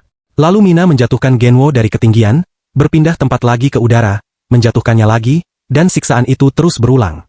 Kini tubuh Genwo tak berdaya. Bercak darah menciprati seluruh bajunya. Mina berteleportasi lagi mendekati Genwo dan bertanya, apakah kini Genwo sudah bisa berpikir dengan jernih? Kini dengan nada tak berdaya, Genwo meminta maaf dan mengakui kesalahannya. Mina merasa sedikit senang dan mereka bisa memulai dari titik itu. Mina juga menegaskan Genwo untuk meminta maaf kepada Chanhe. Genwo memohon ampun kepada Mina, berjanji melakukan apapun yang Mina katakan. Namun, Mina menghela napas karena Genwo masih belum mengerti. Saat Mina hendak menjelaskan arti penyesalan yang sebenarnya, Genwo melancarkan serangan dengan batu di tangannya. Namun, Mina menghindarinya dengan mudah dan menyampaikan Genwo sudah tak punya harapan lagi. Tiba-tiba kini Genwo melayang di udara dengan Mina yang memeluknya erat. Sementara itu, Gihan masih menghubungi Yura, berencana menjual barang haram itu secepatnya. Gihan menegaskan mereka tak perlu persetujuan dari Lua, karena yang membuat masalah sedari awal itu adalah Lua sendiri. Kemudian Gihan mengakhiri panggilan dan kembali ke tempat Genwo. Namun, Gihan terkejut karena di sana ia hanya menemukan Chanhe seorang diri. Gihan menghela napas panjang, bertanya-tanya kemana perginya Genwo. Kemudian Gihan menendang-nendang kepala Chanhe, menyuruhnya bangun. Chanhe berusaha bangun meski tubuhnya dipenuhi rasa sakit. Gihan dengan nada merendahkan bertanya di mana keberadaan Genwo. Namun tanpa Gihan sadari, dari atas Genwo sedang terjun bebas tanpa parasut atau pengaman apapun. Lalu Genwo menghantam daratan dengan keras, bagian kepala terlebih dahulu. Bercak darahnya berhamburan kemana-mana, mengenai Gihan. Chanhe terkejut mencoba memproses apa yang barusan terjadi. Kini Genwo tak sadarkan diri dalam posisi mengerikan. Chanhe menjerit histeris terkejut karena di depannya itu adalah Genwo. Sementara itu, Gihan hanya terdiam. Tubuhnya bergetar, benaknya diliputi ketidakpercayaan. Chanhe ketakutan, mundur beberapa meter. Ia melihat sekeliling, dan di sana ia melihat Mina berdiri di atas gedung dengan dingin. Tanpa ragu, Mina menyapa Chanhe dengan mengangkat dua jarinya, dan Mina tersenyum bangga seolah tak ada yang terjadi. Chanhe hanya bisa terdiam. Air mata perlahan mengalir dari sudut matanya. Tiba-tiba Mina menghilang, berteleportasi entah kemana. Sementara itu, rekan Soyun sedang melihat foto Gihan, Genwo, dan Yura. Ia berencana memulainya dari mereka bertiga. Mereka adalah orang yang paling sering bersama Lua. Rekan Soyun bertanya, apakah Soyun sudah memeriksa mereka terlebih dahulu? Soyun menjelaskan, mereka bertiga bukanlah pelaku yang membunuh Lua, putrinya.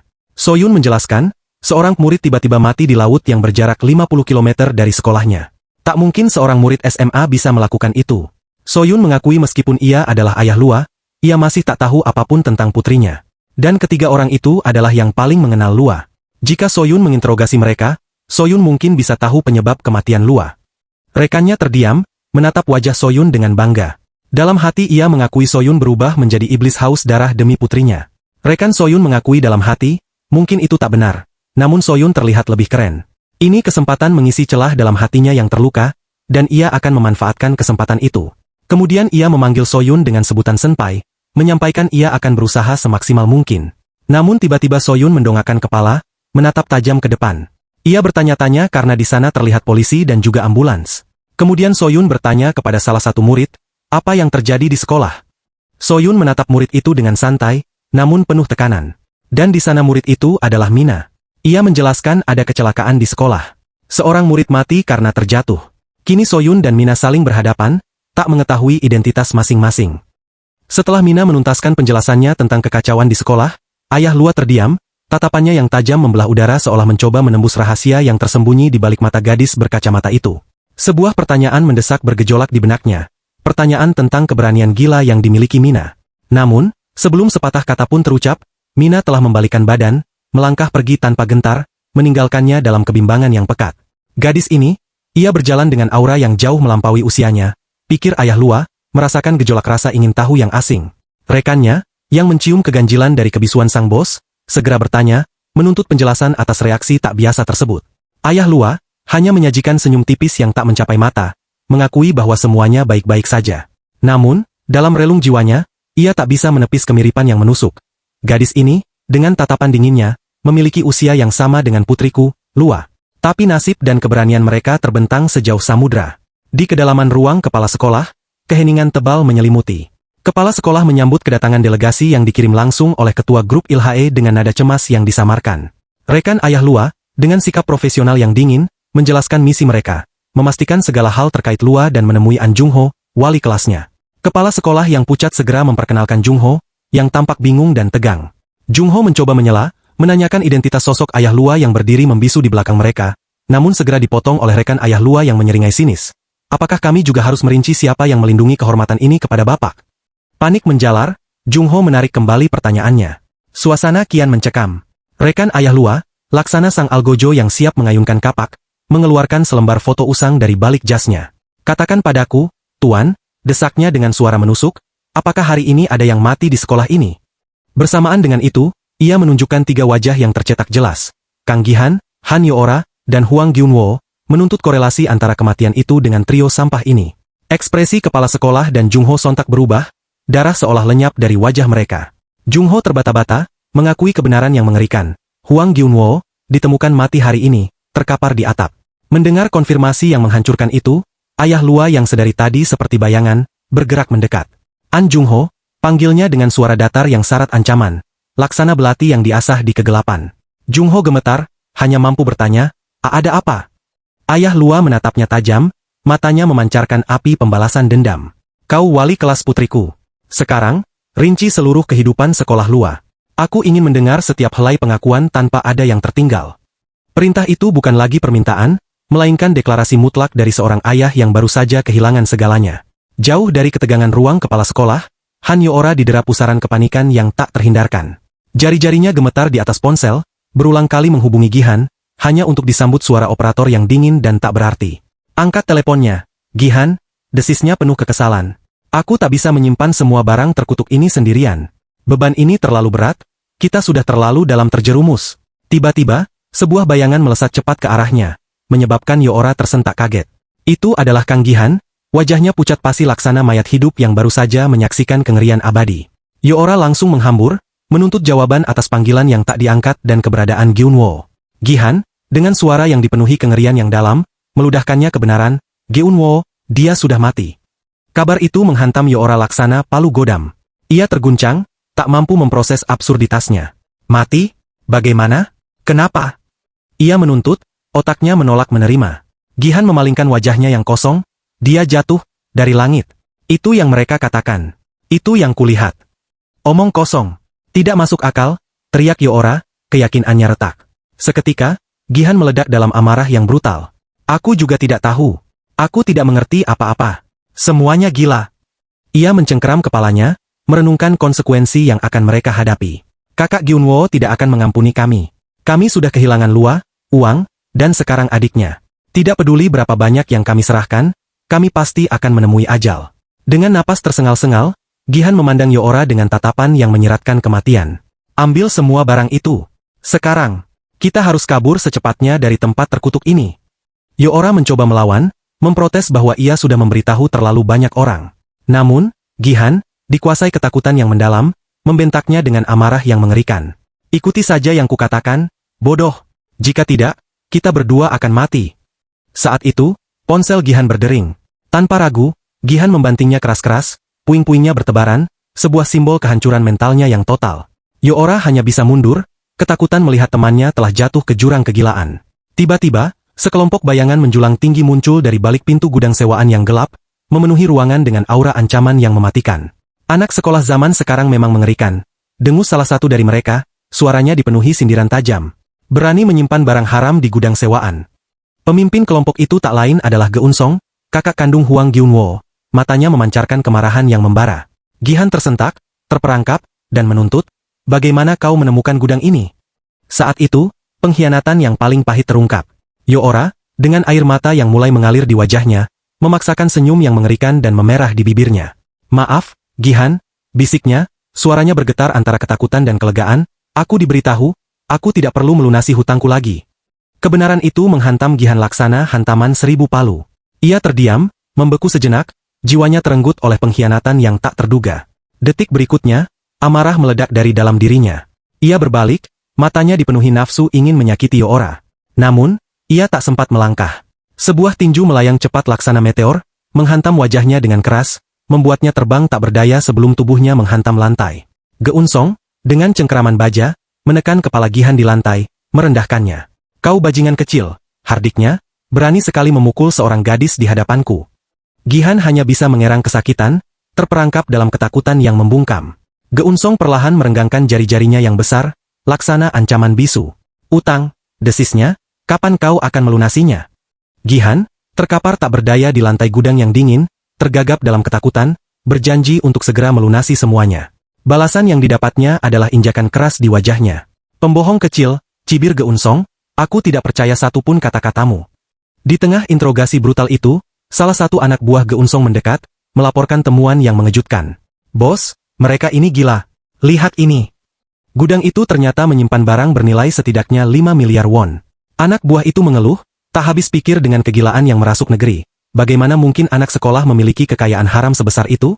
Tiba-tiba, ponsel Geunsong berdering, memecah ketegangan yang sudah mencekik. Geunsong mengangkatnya dengan gerutuan kesal. Peneleponnya adalah seorang detektif. Mendengar kabar di ujung telepon, mata Geunsong terbuka lebar, pupilnya mengecil laksana titik hitam di tengah lautan kepanikan. Waktu seolah berhenti. Adiknya, Gyunwo, benar-benar telah tiada. Gihan mencoba melirik, namun segera menundukkan kepala lagi. Geunsong, yang kini dilanda kesedihan dan amarah yang tumpang tindih, memerintahkan anak buahnya mengumpulkan semua barang. Tangkap kedua bajingan kecil ini, teriaknya. Yoora, yang panik tak terkendali, berteriak histeris, menyangkal keterlibatannya. Aku tidak tahu apa-apa. Aku baru tahu Gyunwo meninggal. Keterkejutan kembali menghantam Geunsong. Ia melirik Yoora. Dari mana kau tahu Gyunwo meninggal? Yoora terdiam, terpaku.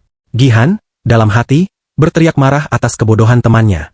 Yoora, mencoba menyelamatkan diri, segera menunjuk Gihan dengan wajah berseri yang dipaksakan. Gihan! Gihan yang memberitahuku. Kemarahan Gihan mencapai puncaknya. Dasar pengkhianat, teriaknya pada Yoora. Namun, beberapa detik kemudian, cengkeraman Geunsong kembali menguasai kepalanya, menekannya dengan kekuatan yang menghancurkan. Mulut Gihan dipenuhi cairan merah yang memilukan, ia menjerit tak henti-henti. Kau yang membunuh adikku. Dan kau ingin kabur. Geunsong meraung, suaranya memantul di dinding gudang. Gihan menjerit kesakitan, menyangkal tuduhan itu. Yang didapatnya hanyalah benturan kepala ke lantai yang berulang kali, hingga mengalir deras laksana air mancur. Namun, Gihan, dengan sisa kesadarannya, berjuang untuk berbicara. Bukan aku. Orang lain yang membunuhnya. Dan aku tahu siapa pelakunya. Mendengar pengakuan yang berpotensi memuaskan dahaga balas dendamnya, amarah Geunsong mereda sesaat, digantikan nafsu untuk memburu. Siapa? Katakan sekarang. Di tempat lain, suara air keran yang mengalir deras seolah menjadi satu-satunya melodi dalam keheningan yang mencekam. Di dalam kamar mandi, Chanhe berdiri membeku, tubuhnya gemetar tak terkendali. Gyunwo mati. Ia mati. Dia mati di hadapanku, dan dia tahu aku melihatnya. Ketakutan itu menjeratnya hingga ia berteriak tanpa sadar. Sebuah jeritan pilu yang tercekat di tenggorokan. Suara itu sampai ke telinga neneknya. "Chanhe, apakah kau sudah pulang?" Tanya suara lembut dari luar pintu. Neneknya yang penuh kekhawatiran bertanya apakah ia baik-baik saja, terutama setelah mendengar desas-desus mengerikan tentang kematian seorang siswa di sekolah. Chanhe hanya mampu menjawab singkat, "Ya," membenarkan tragedi itu dengan suara serak. Ketika ia keluar dari kamar mandi, wajahnya masih diselimuti bayangan kengerian yang tak terhapuskan, disambut oleh tatapan penuh iba dari sang nenek, seolah ia baru saja lolos dari jurang kematian. Mina, jauh di atas kengerian dunia bawah, kini telah mencapai puncak tertinggi gedung pencakar langit yang menjulang, menantang cakrawala yang begitu indah. Ia berdiri tegap dan mantap, siluetnya sempurna di bawah cahaya sore yang keemasan. Di bawahnya, keramaian kota tampak seperti maket miniatur, mobil-mobil bergerak laksana mainan yang tak berarti. Tatapan matanya tajam, penuh tekad yang dingin, memancarkan ketegasan seorang dewa yang baru saja menjatuhkan hukuman. "Aku telah melakukannya lagi. Dan tidak ada yang tahu." Gyunwo, sampah yang bersembunyi di balik tubuh besarnya, telah lenyap seperti debu, pikirnya tanpa sebersit penyesalan. "Dunia ini memang membutuhkan pembersihan, dan aku memiliki kekuatan untuk melakukannya." Ia menarik napas dalam-dalam, menikmati hembusan angin ketinggian yang dingin, siap untuk uji coba teleportasi berikutnya. Dalam keheningan itu, Mina menyunggingkan senyum kemenangan, seolah telah menerima peran barunya sebagai malaikat pencabut nyawa yang tak kasat mata. Salam sehat teman-teman channel Manhwa MFA. Dukungan dan support dari kalian adalah suatu kehormatan bagi saya untuk tetap semangat membuat channel ini makin maju. Subscribe, like, dan komentar kalian sangat saya nantikan. Semoga Anda dan keluarga Anda selalu diberikan kesehatan lahir dan batin. Terima kasih. Terlihat sebuah mobil limusin hitam melaju kencang laksana peluru yang tak sabar, membelah jalanan kota dengan arogansi yang tak tertandingi. Di dalamnya, duduklah sang ketua grup Ilhae, nenek dari Lua, memancarkan aura kekuasaan yang dingin. Sopir melaporkan bahwa mereka akan segera tiba di sekolah, lalu bertanya dengan hati-hati, "Ketua, apakah tidak apa-apa Anda menunda pertemuan dengan para pemimpin lainnya?" Wajah ketua tetap membeku. Ia hanya mengangguk, menyuruh para pemimpin itu menunggu di bawah bayang-bayang kehendaknya. Ia melirik ke samping, senyum tipis yang syarat makna terukir di bibirnya. "Sudah lama sekali aku tidak mengantar cucu kesayanganku pergi ke sekolah," ucapnya, suaranya mengandung nada kepemilikan mutlak. Di sebelahnya, Lua duduk membisu. Ekspresi terkejut di wajahnya sesaat berganti menjadi ketidakpedulian yang dingin, matanya kembali menatap lurus ke depan. Tepat pada saat itu, iring-iringan mobil mewah tersebut berpapasan melewati sekelompok siswa yang berjalan kaki, termasuk Mina. Mina dan anak-anak lain tersentak, terkejut oleh kecepatan brutal dan arogansi kelas atas yang melintas tanpa peduli. Di dalam mobil, ketua grup Ilhae kembali memprovokasi cucunya. "Apakah kau masih merajuk, kesayanganku?" Lua menjawab dengan nada merajuk yang dibuat-buat, "Aku tidak tahu." Ia kemudian mengeluh, menuntut penjelasan, "Kenapa nenek melarangku menjalankan bisnis bersama teman-temanku?" Seketika, tatapan ketua berubah menajam laksana bilah pedang yang baru diasah. "Permainan koin? Pecandu barang terlarang? Apakah itu yang kau sebut sebagai bisnis?" Tanyanya, suaranya dipenuhi nada menghina. Ia terus menatap Lua, menantikan pembenaran yang konyol. Lua, meskipun terdiam sesaat, menjawab dengan wajah berseri, "Itu sangat seru." Ia menjelaskan dengan gembira, hanya dengan menunjukkan beberapa lembar uang di wajah mereka, raut mereka tiba-tiba memerah dan mereka bertingkah seakan seperti anjing. Suara ketua merendah, menjadi serius dan mencekam. "Itulah mengapa kau harus banyak belajar lagi." Lua tersentak. Di dunia ini, ada banyak hal yang tidak bisa digerakkan oleh uang ataupun keuntungan semata. Tegas sang nenek, matanya memandang jauh ke kehampaan. Hal-hal yang berada di luar itu, adalah kegilaan. Seketika, wajah ketua menjadi murung, sebuah bayangan kesedihan melintas cepat. Ia menyebutkan, "Seperti ibumu." Nama itu seketika menarik perhatian Lua. Matanya melebar penuh antusiasme saat ia mendengar nama ibunya, sosok yang misterius. Matanya semakin membesar ketika ia mendengar suara neneknya yang dingin. "Aku terkadang melihat ibumu di matamu." Ketua berbisik, mengenang malam di saat sang putri meninggalkannya. Di mana cinta, logika, semuanya tidak berguna. Lua merasakan tubuhnya membeku. Tatapan itu, lanjut sang nenek, yang dipenuhi dengan kegilaan.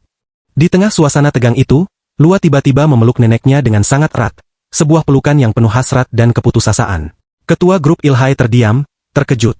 Lua, dengan bibir tersenyum namun mata yang dipenuhi kesedihan yang mendalam, berbisik, "Aku bisa bersenang-senang berkat nenek. Aku tidak sama seperti ibuku." Ia melepaskan pelukan itu, menatap neneknya dengan mata berbinar dan senyum yang mekar. "Aku tidak akan mengkhianati nenek." Di tengah keheningan yang menyesakan, suara memanggil ketua berulang kali. Ketua membuka matanya, ia sempat terjebak dalam labirin masa lalu, dan melihat sopir menatapnya, memberitahu bahwa ada seseorang di depan mereka, Ayah Lua.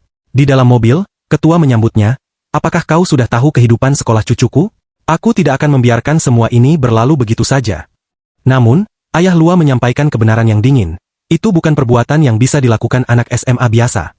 Ia kemudian menuntut penjelasan, apa yang telah terjadi pada Lua. Ketua hanya tersenyum ke depan. Tidak ada. Ayah Lua tersentak. Mata dinginnya menusuk Ketua. Apa kau menganggap Lua sebagai anak yang buruk? Ketua grup Ilhae menatap kedua tangannya yang keriput, lalu mengepalkannya erat-erat. Ia menegaskan, itu tidak benar. Lua sudah menguasai semuanya, bahkan di usianya yang masih 17 tahun. Dia memiliki bakat untuk mengatur semua orang. Apa kau mempercayai itu? Seketika, Ayah Lua melancarkan serangan kilat, tangannya mencengkeram erat. Ketua hanya melihat serangan itu dengan diam, tanpa gentar. Dengan wajah yang dipenuhi amarah yang membara, Ayah Lua menuntut jawaban atas tindakan Ketua terhadap putrinya. Apa yang kau perbuat pada putri tersayangku?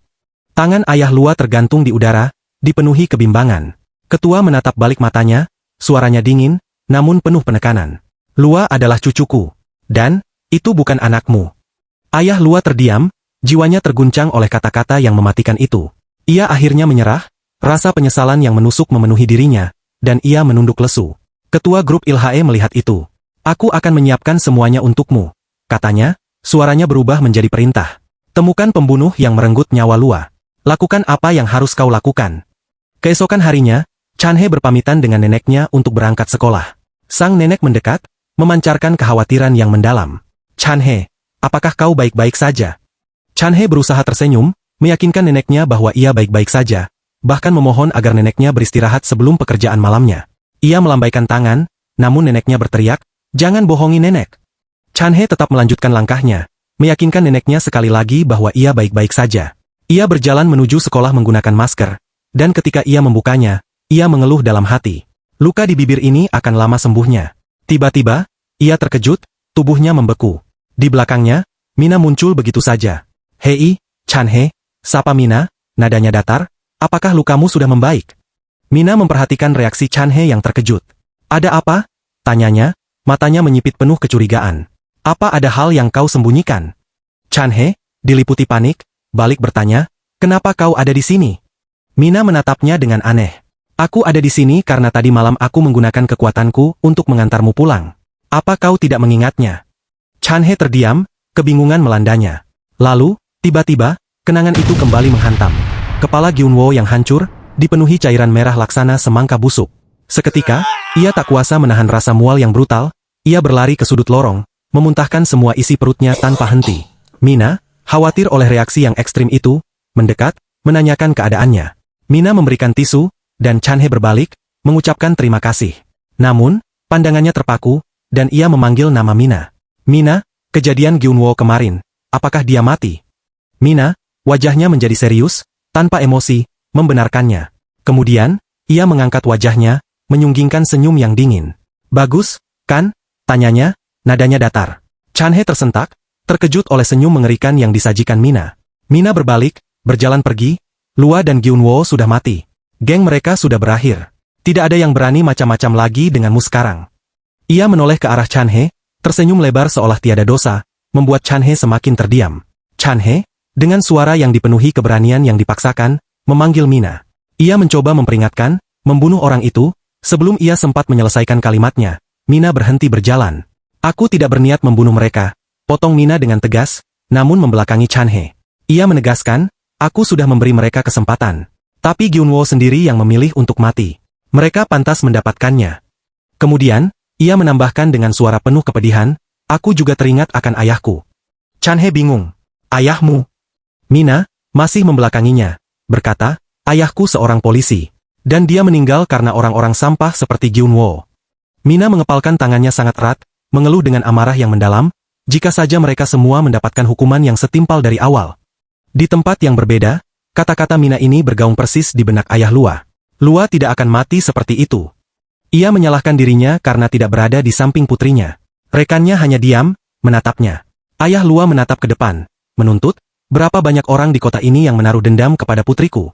Rekan ayah Lua menjawab dengan tegas, pembunuhnya pasti di antara mereka. Pada saat yang sama, Ayah Lua dan Mina, di tempat yang berbeda, mengucapkan kalimat yang sama, penuh tekad yang membara. Aku pasti akan menemukan sampah seperti mereka.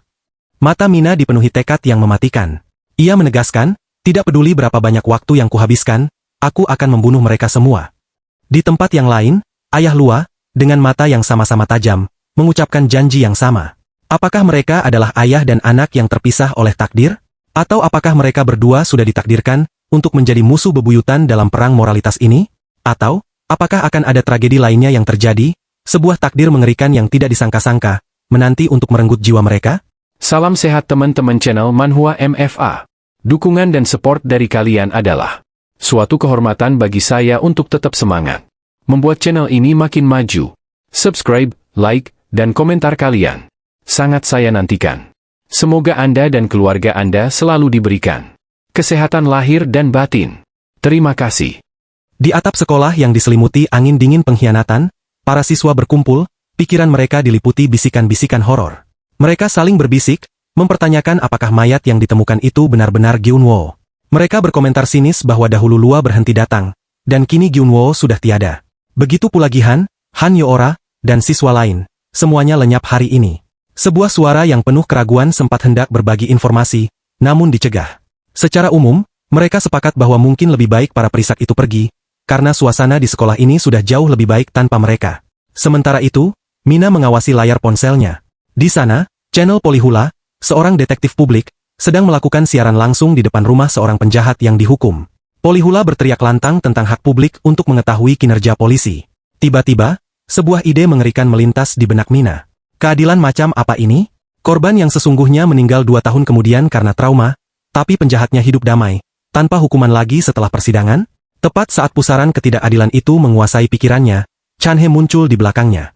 Ia menyela, bertanya apakah Mina akan pergi ke tempat siaran langsung itu. Ia mengingatkan Mina tentang nasib korban yang tragis dan ketidakadilan pasca persidangan.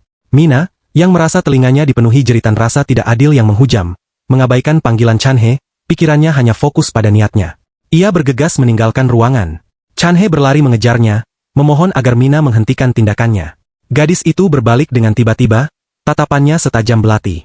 Ia mempertanyakan apa yang ditakutkan Chanhe, dan balik bertanya siapa yang paling diuntungkan dari lenyapnya para penindas ini. Kenapa orang lain tidak boleh menikmati kebebasan ini juga? Ia menyindir, menyeratkan bahwa Chanhe mungkin ingin memiliki keunggulan dan kedamaian itu hanya untuk dirinya sendiri. Chanhe tergagap panik, menyangkal tentang orang-orang yang ia maksud, tetapi ia memperingatkan Mina bahwa ia bisa mendapat masalah besar jika rencana mereka terbongkar. Mina hanya mengulang peringatan itu dengan nada mengejek, mengangkat bahu dingin, lalu berbalik dan terus berjalan. Chanhe terus memanggilnya, namun Mina tak menoleh. Karena teralihkan oleh keputusaasaannya, ia menabrak teman sekelas yang segera mencapnya aneh dan menuduhnya mencoba memasuki kamar mandi perempuan. Chanhe meminta maaf dengan memalukan, menjelaskan bahwa ia sedang bingung. Benar-benar malu dan kebingungan mendera dirinya, ia tak tahu harus berbuat apa. Pada saat yang genting itu, Mina muncul kembali. Ia membetulkan mantelnya, menyeringai kecil, dan mengumumkan dengan nada datar bahwa penjahat yang mereka bicarakan kini sudah berada di rumahnya. Chanhe terkejut, tak mengerti maksudnya. Namun, teriakan dari siswa lain segera menyambar, meminta semua orang untuk memeriksa YouTube. Kabar itu mengerikan. Penjahat yang diberitakan itu jatuh dan tertangkap secara live. Mereka saling memberitahu bahwa pria itu melompat dari rumahnya sendiri. Siaran langsung Polyhula menampilkan detik-detik pria itu jatuh, dan Polyhula berteriak histeris, mengklaim bahwa channel Polyhula telah merekam seluruh kejadian. Ia mempertanyakan apakah rasa bersalah yang membuat pria itu bunuh diri, sambil mengingatkan bahwa video lengkapnya hanya tersedia untuk pelanggan premium. Chanhe mendekat ke Mina, tergagap menjelaskan kengerian yang baru saja disaksikannya. Gadis berkacamata itu menanggapi dengan acuh tak acuh, mengaku bahwa ia hanya berada di kamar mandi sepanjang waktu. Tentu saja, tidak ada yang bisa melihatku, pikir Mina dingin. Aku baru saja menuntaskan satu keadilan kecil lagi. Di kamar mayat, tubuh Huang Gyunwoo, 17 tahun, terbaring kaku. Dokter menjelaskan bahwa penyebab kematiannya adalah kerusakan saraf akibat patah tulang di leher. Namun, ia menambahkan peringatan aneh. Detektif Cho meminta kejelasan. Dokter menjelaskan bahwa patah tulang itu konsisten dengan jatuh dari ketinggian. Tetapi yang membingungkan, anak ini ditemukan di atap, padahal tidak ada gedung tinggi di dekatnya. Cho merenung, menyadari kejanggalan itu. Detektif Cho menyadari kehadiran orang lain dan bertanya apakah mereka dari grup Ilhae. Seorang wanita dari kantor sekretaris mengonfirmasi. Ia kemudian bertanya apakah ini ada hubungannya dengan putri kecil itu, menyinggung keributan di pantai. Sekretaris itu menjawab dingin bahwa ia hanyalah seorang karyawan dan tidak tahu menahu, dan dengan tatapan tajam, ia menyarankan agar Cho tetap menjadi detektif biasa saja. Cho tertawa, mengakui ia akan melakukannya jika bisa, tetapi ia sangat mengenal anak yang terbaring di sana, dan itulah yang membuatnya penasaran. Ia bergumam dalam hati, seberapa dekat saudara dari bos terbesar di kota ini dengan putri dari kelompok SMA Ilhae? Sekretaris itu menyindir bahwa Cho tahu banyak, namun Cho membantah, bersikeras ia hanyalah detektif biasa. Seorang petugas polisi bergegas masuk memanggil Inspektur Cho Hang-yeon. Keluarga korban telah tiba. Saat itu, seorang pria berjas putih dan berkacamata hitam memasuki ruangan. Dokter mengenalinya sebagai Huang Geun-song. Dengan ekspresi muram, Geun-song bergumam lirih, "Adikku." Matanya tertuju pada tubuh yang tertutup di atas tandu. Pemandangan itu membuatnya kehilangan kendali, ia mulai berteriak, memanggil nama Gyunwoo dengan amarah yang mendidih, dan bersumpah bahwa ia akan menghabisi mereka yang bertanggung jawab. Sekretaris Ilhae bertanya kepada atasannya apakah ia sudah selesai. Pria berjas itu bertanya siapa Geun-song. Gadis itu menjelaskan bahwa Geun-song adalah kakak laki-laki Gyunwoo. Geun-song, yang diliputi amuk yang membara, menoleh ke arah keduanya dan menuntut penjelasan mengapa mereka mengelilingi saudaranya. Pria berjas itu menatapnya dengan tenang dan penuh perhitungan, sebuah tatapan yang merendahkan. Geun-song kesal, menuntut untuk tahu apa yang pria itu lihat. Tanpa peringatan, tinju Geun-song menghantam wajah pria itu. Detektif Cho berteriak, berusaha melerai. Kacamata pria itu jatuh saat ia memanggil detektif. Cho menahan Geun-song, memintanya untuk tenang sejenak dan mengingatkannya bahwa ia perlu mengurus perpisahan saudaranya. Geun-song menggeram, terpaksa menahan diri, menjerit frustrasi dan kesakitan. Detektif Cho menyuruh pria berjas itu pergi, mengingatkannya bahwa mereka telah membantu menenangkan keadaan. Atasan itu mengangguk halus. Di dalam lift, pria itu berkomentar kepada sekretaris, "Aneh. Huang Geun-song tidak bertanya bagaimana saudaranya meninggal." Sekretaris itu tampak terkejut, bertanya apakah mereka harus membiarkannya saja. Dengan tatapan tegas, pria berjas itu berkata, "Mari kita mulai dengan bajingan itu."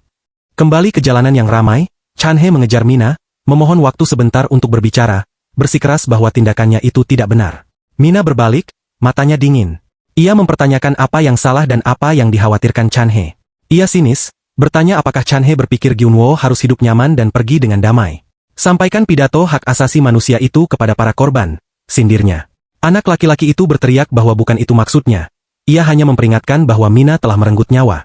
Ia mempertanyakan bagaimana Mina bisa merasa baik-baik saja dengan hal ini, dan memperingatkan bahwa jika terus seperti ini, Mina akan segera. Mina mencengkeram kerah Chan-he, matanya menatap lekat-lekat, dipenuhi kegelapan yang intens. Ia menanyakan apakah Chan-he mencoba mengatakan bahwa dialah penjahatnya.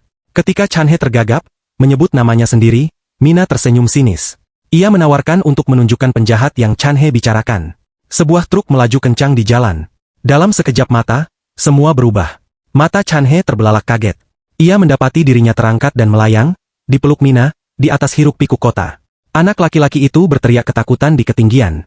Mina tersenyum, mengatakan bahwa Chan-he mengklaim ia tidak tahu apa-apa, padahal ia terus membicarakan Mina. Ia melepaskan tangannya. Chan-he mulai jatuh ke tanah, untungnya pendaratannya diredam oleh pepohonan. Ia menangis putus asa karena ketakutan yang brutal itu. Mina muncul di sampingnya, memintanya untuk tenang. Ia berkata ia tidak akan pergi, dan menyuruh Chan-he menenangkan diri. Ia mengaku bahwa ia juga takut dan bingung saat pertama kali berteleportasi. Chan-he bertanya di mana mereka berada. "Lihat-lihat," suruh Mina. Mata Chan-he melebar saat ia menyadari lokasi mereka. Di puncak tebing curam, terlarang untuk didaki karena terlalu berbahaya.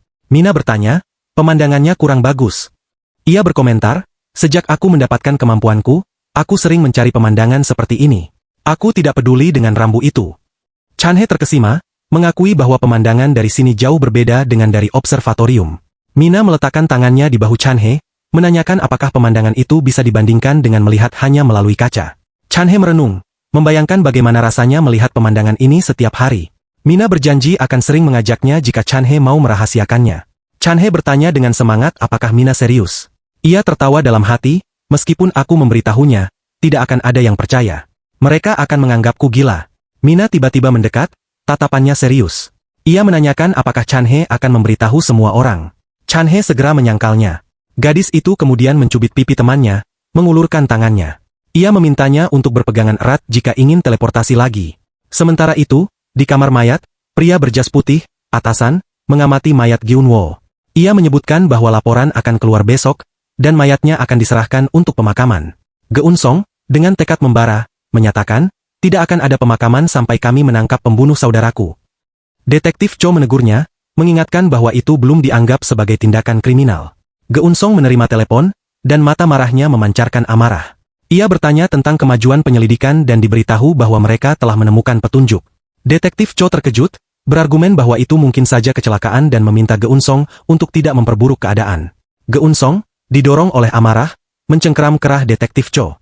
Ia berteriak, menuduh Cho berpura-pura bodoh, yang merupakan keahliannya, mengingat ia telah memberinya uang untuk itu. Ia menyuruh anak buahnya pergi, lalu ia pun meninggalkan tempat itu. Di dalam mobil, seorang wanita menganalisis informasi tentang Huang Geunsong. Ia adalah CEO dan kepala pengembang, namun ia menyimpulkan bahwa pada dasarnya ia adalah seorang bandit. Ia mempertanyakan mengapa orang seperti itu terhubung dengan Lua. Pria di sebelahnya menjelaskan bahwa masalahnya tidak sesederhana itu. Rupanya, Lua adalah kunci bisnis koin Geunsong, dan dukungan dari grup Ilhai menarik banyak orang. Mereka hendak mengumumkan kemitraan itu, tetapi Lua melewatkannya. Anehnya, hanya rumor likuidasi yang menyebar, dan Lua tidak mendapatkan apa-apa. Dengan demikian, Geunsong sangat marah padanya sekarang. Tiba-tiba, pria itu melihat sesuatu yang penting melalui teropong. Ia melihat Geunsong dan anak buahnya masuk ke dalam mobil kuning. Ia memerintahkan pengemudi untuk mengikutinya diam-diam, ingin tahu bagaimana Geunsong merencanakan balas dendamnya. Dengan sekejap, Mina berteleportasi bersama Chan He ke sebuah sofa di bangunan terbengkalai. Chan He bertanya, bingung, di mana mereka berada. Mina menjawab bahwa itu adalah markas rahasia mereka, sebuah bangunan terbengkalai di lereng gunung. Chan He terkejut melihat dinding penuh foto. Mina menjelaskan bahwa itu adalah foto tempat-tempat yang pernah dikunjunginya, yang membantu teleportasinya. Chan He menganggapnya luar biasa. Ia bertanya apakah mereka bisa pergi ke Amerika atau Eropa saja. Mina menjelaskan bahwa ia belum meninggalkan Korea, dan ada batasan untuk teleportasi berturut-turut, di mana rekornya dalam satu lompatan adalah ke pantai barat. Setelah itu, ia merasa sangat lelah. Mina mengakui bahwa jarak sejauh itu pun diam-diam menguras banyak energi, dan memintanya untuk menunggu sebentar. Dalam sekejap, Mina menghilang. Chan He, sendirian dan terkejut, mulai khawatir. Ia mencoba membuka pintu, lega karena tidak terkunci. Melihat keluar, ia menyadari bahaya. Bangunan itu tampak akan runtuh. Terduduk di lantai dan diliputi ketakutan, ia memanggil Mina untuk kembali. Sebuah cahaya tiba-tiba menarik perhatiannya. Mina kembali membawa beberapa kotak. Ia bertanya apakah Chan He sudah lama menunggu. Chan He menjadi sangat gembira setelah membuka kotak berisi donat Starbite yang populer. Mina tersenyum, mengatakan bahwa itu adalah kebahagiaan kecil yang ia dapatkan dengan keahliannya. Ia berkomentar bahwa makan di sana terasa agak aneh, dan Chan He setuju dengan sedikit canggung. Kembali ke tebing sambil menyaksikan matahari terbenam yang spektakuler, Mina memanggil Chan He. Ia menyarankan bahwa akan luar biasa jika membuka kafe di sana. Chan He setuju, mengatakan bahwa itu pasti akan sukses dengan pemandangan itu. Mina mengungkapkan, kau mungkin tidak percaya, tapi aku sebenarnya seorang yang romantis. Chan He terkejut. Mina melanjutkan, dunia ini jauh lebih indah daripada yang kau bayangkan. Jika aku menjalani kehidupan biasa, aku tidak akan pernah merasakan kebahagiaan ini. Sambil tersenyum, ia bertanya, apakah aku masih tampak seperti monster bagimu? Chan He merenungkan pertanyaan itu, tersipu. Ia menyarankan bahwa mungkin sebaiknya Mina menikmati momen itu saja, mempertanyakan mengapa ia harus menderita dengan kekuatan luar biasa seperti itu. Mina mengungkapkan bahwa ia masih tidak tahu bagaimana ia mendapatkan kekuatan itu. Ia bertanya-tanya apa alasannya. Kemudian, berbalik kepadanya, Mina mengatakan bahwa berkat Chan He, ia menemukan alasan mengapa ia memiliki kekuatan ini, karena menyelamatkan Chan He 3 kali adalah bagian dari pencarian alasan ini. Chan He mendengarkan dengan saksama. Dengan tatapan penuh tekad yang dingin, Mina menyatakan bahwa ini adalah tugasnya. Pernyataan itu benar-benar mengejutkan Chan He. Ia meraih bahu Mina, mempertanyakan bagaimana mengambil nyawa bisa menjadi sebuah tugas. Ia memperingatkannya bahwa sesuatu yang buruk akan terjadi. Dengan senyum tipis, Mina bertanya apakah Chan He takut ia akan tertangkap. Chan He memeluknya, mengatakan bahwa bukan itu masalahnya. Ia memohon dengan air mata, bahwa sebagai manusia, ia tidak bisa mengabaikan fakta bahwa orang yang menyelamatkannya sedang menghancurkan dirinya sendiri. Keduanya terengah-engah. Mina berkomentar, kau sangat baik. Senyum tulus muncul di wajahnya. Menyelamatkannya adalah keputusan yang tepat. Ia menepuk bahu Chan He. Tidak apa-apa, katanya, aku tidak akan mengambil nyawa lagi. Wajah Chan He berseri-seri karena lega dan bahagia. Ia memanggilnya, Mina, dan bertanya apakah ia yakin. Gadis itu menjawab dengan belak-belakan, tentu saja tidak. Malam hari, terlihat jalanan dari dalam mobil. Sebuah suara bertanya apakah itu benar-benar tempatnya. Terlihat Kang Gihan yang penuh luka memar. Ia menegaskan bahwa ia hampir yakin di sanalah Chan He tinggal. Salah satu anak buah Geunsong menangkapnya, mengancamnya. Jika mereka tidak menemukan Chan He, Gihan tamat. Gihan gemetar ketakutan. Tiba-tiba, ia melihat keduanya di seberang jalan. Gihan menunjuk dengan semangat ke target, meyakinkan bahwa itu Chan He. Ia mengklaim bahwa sesaat sebelum Gyunwoo meninggal, ia sendirian dengan anak laki-laki itu, Chan He. Pria di kursi depan bertanya siapa gadis yang bersama Chan He. Gihan bingung, tetapi pria itu tetap diam. Kepala operasi memerintahkan mereka membawa keduanya ke mobil. Sementara itu, Chan He dan Mina akhirnya menyadari kehadiran Gihan yang tampak terluka. Chan He memanggilnya, dan Mina pun bertanya apa yang terjadi pada Gihan. Gihan hanya menatap Chan He, lalu menunjuknya, menuduh bahwa Chan He yang menghabisi Gyunwoo. Keduanya tercengang. Chan He menyangkal tuduhan itu. Gihan berteriak, menuduh Chan He sebagai penyebab kepergian Gyunwoo. Chan He membantah, membalas bahwa justru Gihan yang hampir pergi ke tempat yang lebih baik. Gihan menyalahkan Chan He atas semua kejadian di atap. Chan He menganggap tuduhan itu konyol. Mina mendekat, tak tahan mendengarnya lagi, dan menyebut anak laki-laki yang terluka itu sampah. Gihan kesal, bertanya apakah Mina harus mengusirnya juga. Dengan tatapan dingin, Mina menyebut nama, Lua. Tiba-tiba, sebuah tangan mengaktifkan alat kejut. Seorang pria brutal muncul di belakang kedua siswa itu dengan taser. Keduanya lumpuh ketakutan. Pria besar itu mengarahkan alat kejut itu ke Mina. Ia tersengat listrik. Chan He memanggilnya. Terkejut, namun Mina sudah jatuh. Malam harinya, mobil mendekati sebuah gedung terpencil. Geun Song, mengenakan kacamata hitam, tiba dan disambut oleh para anak buahnya. Mereka memberitahu bahwa anak-anak muda yang diminta ada di lantai atas. Geun Song memerintahkan keamanan maksimum. Di dalam, Mina terbangun dalam keadaan bingung, kepalanya sakit. Ia berusaha memahami situasi. Ia diikat di kursi dan dikelilingi oleh para preman. Di mana aku? Ia mengkhawatirkan Chan He yang diikat dan disumpal, jatuh di lantai. Seorang preman memberitahunya bahwa Chan He dengan keras menyangkal tuduhan tersebut. Geun Song menatap Chan He yang jatuh di kakinya, melepas kacamata. Ia mempertanyakan penyangkalan Chan He. Ia menyapa Gihan yang terluka, mengatakan ia mengenal baik saudaranya, Gyunwoo, tetapi ia yakin Gyunwoo tidak akan pernah kalah dari orang lemah seperti Chan He. Seorang preman mengangkat Gihan, menuntut jawaban. Gihan berteriak putus asa, menuduh Mina. Ia mengklaim bahwa Mina adalah orang terakhir yang bersama Gyunwoo dan membuatnya pingsan. Mina berusaha menyangkal dengan teredam. Gihan, kau benar-benar menyebalkan. Tak terduga, Mina mengaku melalui alat penyumpal mulutnya bahwa dialah pelakunya. Sebuah tangan mencengkeram rambut Gihan erat-erat. Geun Song bertanya apakah Gihan hadir saat saudaranya meninggal. Ketakutan, Gihan tergagap, membenarkan. Dengan senyum tipis, Geun Song meminta Gihan jujur. Sementara Gihan tetap diam, berkeringat dingin, Geun Song mendaratkan hantaman kuat di perutnya. Gihan terikat, menyemburkan isi perut. Kepalaku berdengung. Kekuatanku, aku tidak bisa menggunakannya, pikir Mina. Geun Song kembali mencengkeram Gihan. Gihan memohon padanya untuk berhenti. Hantaman kuat lainnya diberikan. Chan He bereaksi cemas, memohon dengan suara teredam agar mereka berhenti. Geun Song kembali memukul Gihan. Bajingan, kau bercanda? Adikku pergi tepat di depan matamu dan kau tidak punya jawaban. Wajah Gihan menerima benturan keras. Geun Song memerintahkan agar penutup mata Mina dilepas. Mata Mina menampakkan diri, fokus pada Gihan yang berlumuran cairan merah di lantai. Tatapan Mina kini dingin dan teguh. Seorang anak buah memberitahu bos, gadis itu tahu di mana Lua berada. Geun Song menoleh ke Mina. Mina tersentak. Dengan ekspresi muram, Geun Song meminta maaf. Ia memegang wajah Mina, mengulangi permintaan maafnya. Mina, ia memanggilnya. Berjongkok di depannya, Geun Song bertanya untuk apa ia meminta maaf. Mina mulai mengingat, menyesal karena ia tidak menghabisi semua orang di atap. Ia berpikir bahwa semua ini terjadi karena keraguannya. Ekspresi Geun Song berubah kaget dan marah setelah mendengar pengakuan itu. Geun Song melampiaskan amarahnya dengan memukul Mina. Mata Mina berbinar-binar, menunjukkan aktivasi kekuatan. Anak laki-laki itu tiba-tiba terkejut. Mina menembus tubuh pria itu. Semua orang tercengang. Geun Song terlempar ke belakang oleh benturan, mematahkan kursi. Pria itu terbang di udara. Mina mendarat di tanah, masih dengan tali, tetapi bebas dari kursi yang patah. Ia berlutut di lantai, kepalanya tidak terikat. Tatapan Mina kini dingin dan teguh. Di lantai bawah, anak buah lainnya mendengar suara keras. Mereka bertukar pandang curiga. Pada saat itu, seorang pria dengan bekas luka di wajah dan seorang wanita tiba di pintu masuk. Pria itu mengumumkan bahwa mereka datang untuk menemui CEO Huang Geun Song, dan bertanya apakah CEO ada di dalam. Ayah Lua, Lee Suhan, dan rekan kerjanya yang misterius, Wang Harich, berdiri di ambang pintu masuk gedung yang mencekam, seolah-olah mereka adalah dua bayangan yang baru saja lepas dari neraka. Wajah Lee Suhan, yang biasanya dingin dan terkontrol, kini tegang. Ia menuntut penjelasan, bertanya apakah Geun Song, target mereka, ada di dalam sarang kekacauan itu. Tanpa menunggu jawaban yang sopan, Li Suhan, yang dikenal sebagai pemburu kebenaran yang kejam, tiba-tiba menerjang ke dalam, tangannya bergerak cepat memukuli para penjahat yang berjaga dengan kasar. Ia tahu Geunsong ada di sana, dan ia datang hanya untuk bicara. Dengan suara yang rendah dan penuh ancaman, ia menuntut para preman itu memberitahu lantai mana yang menjadi tempat persembunyian Geunsong.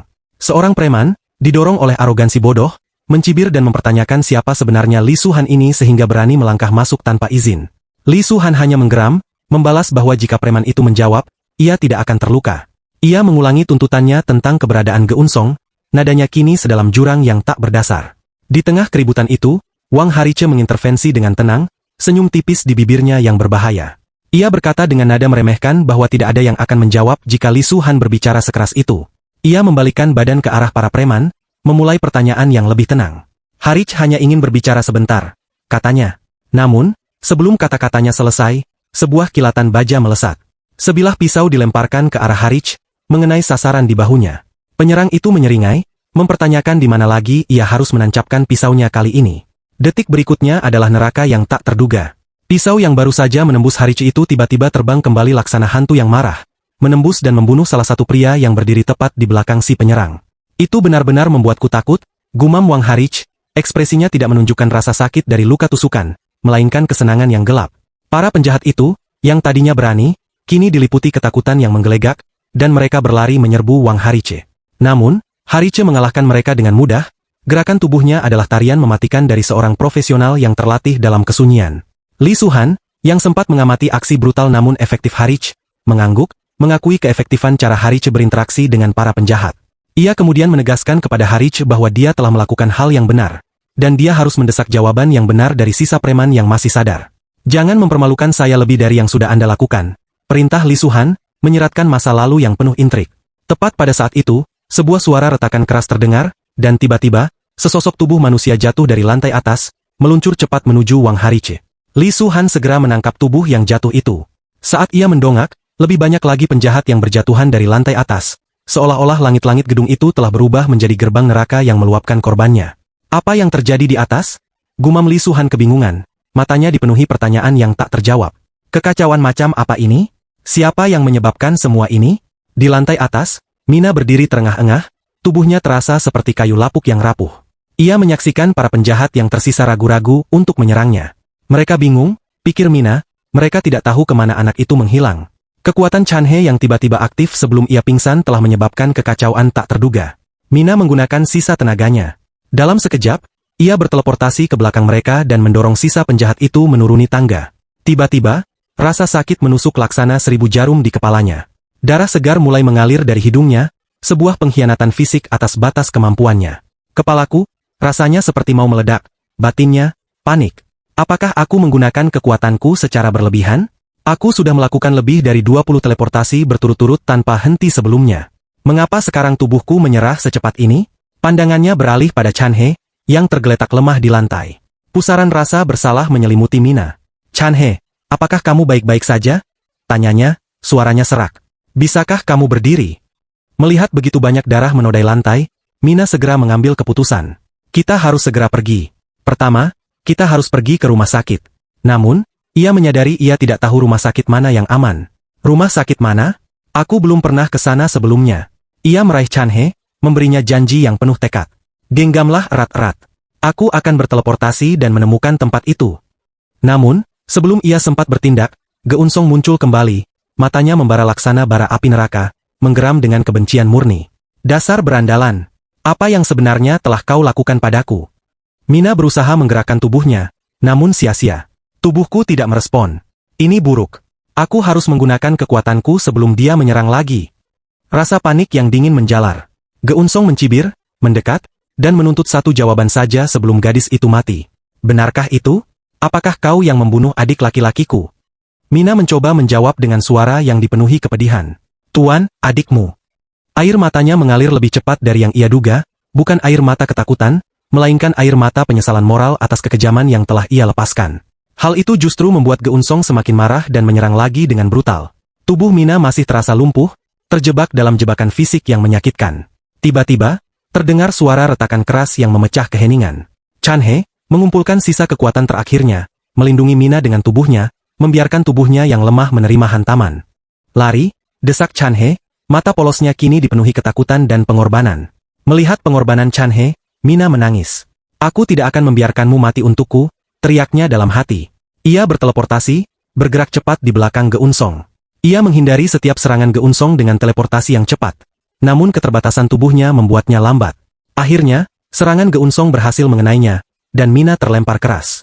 Geunsong mencibir, bingung dengan gerakan cepat itu. Apa itu tadi? Salah satu anak buahnya, yang baru pulih, melaporkan, yang satunya lagi juga kena pukul seperti itu tadi. Aku bahkan tidak tahu apa yang terjadi. Anak buah yang lain bertanya dengan dingin.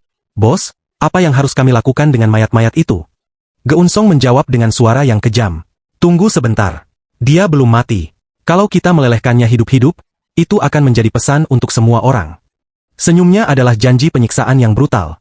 Namun, sebelum Geunsong dapat membunuh Mina, sebuah bayangan kegelapan muncul.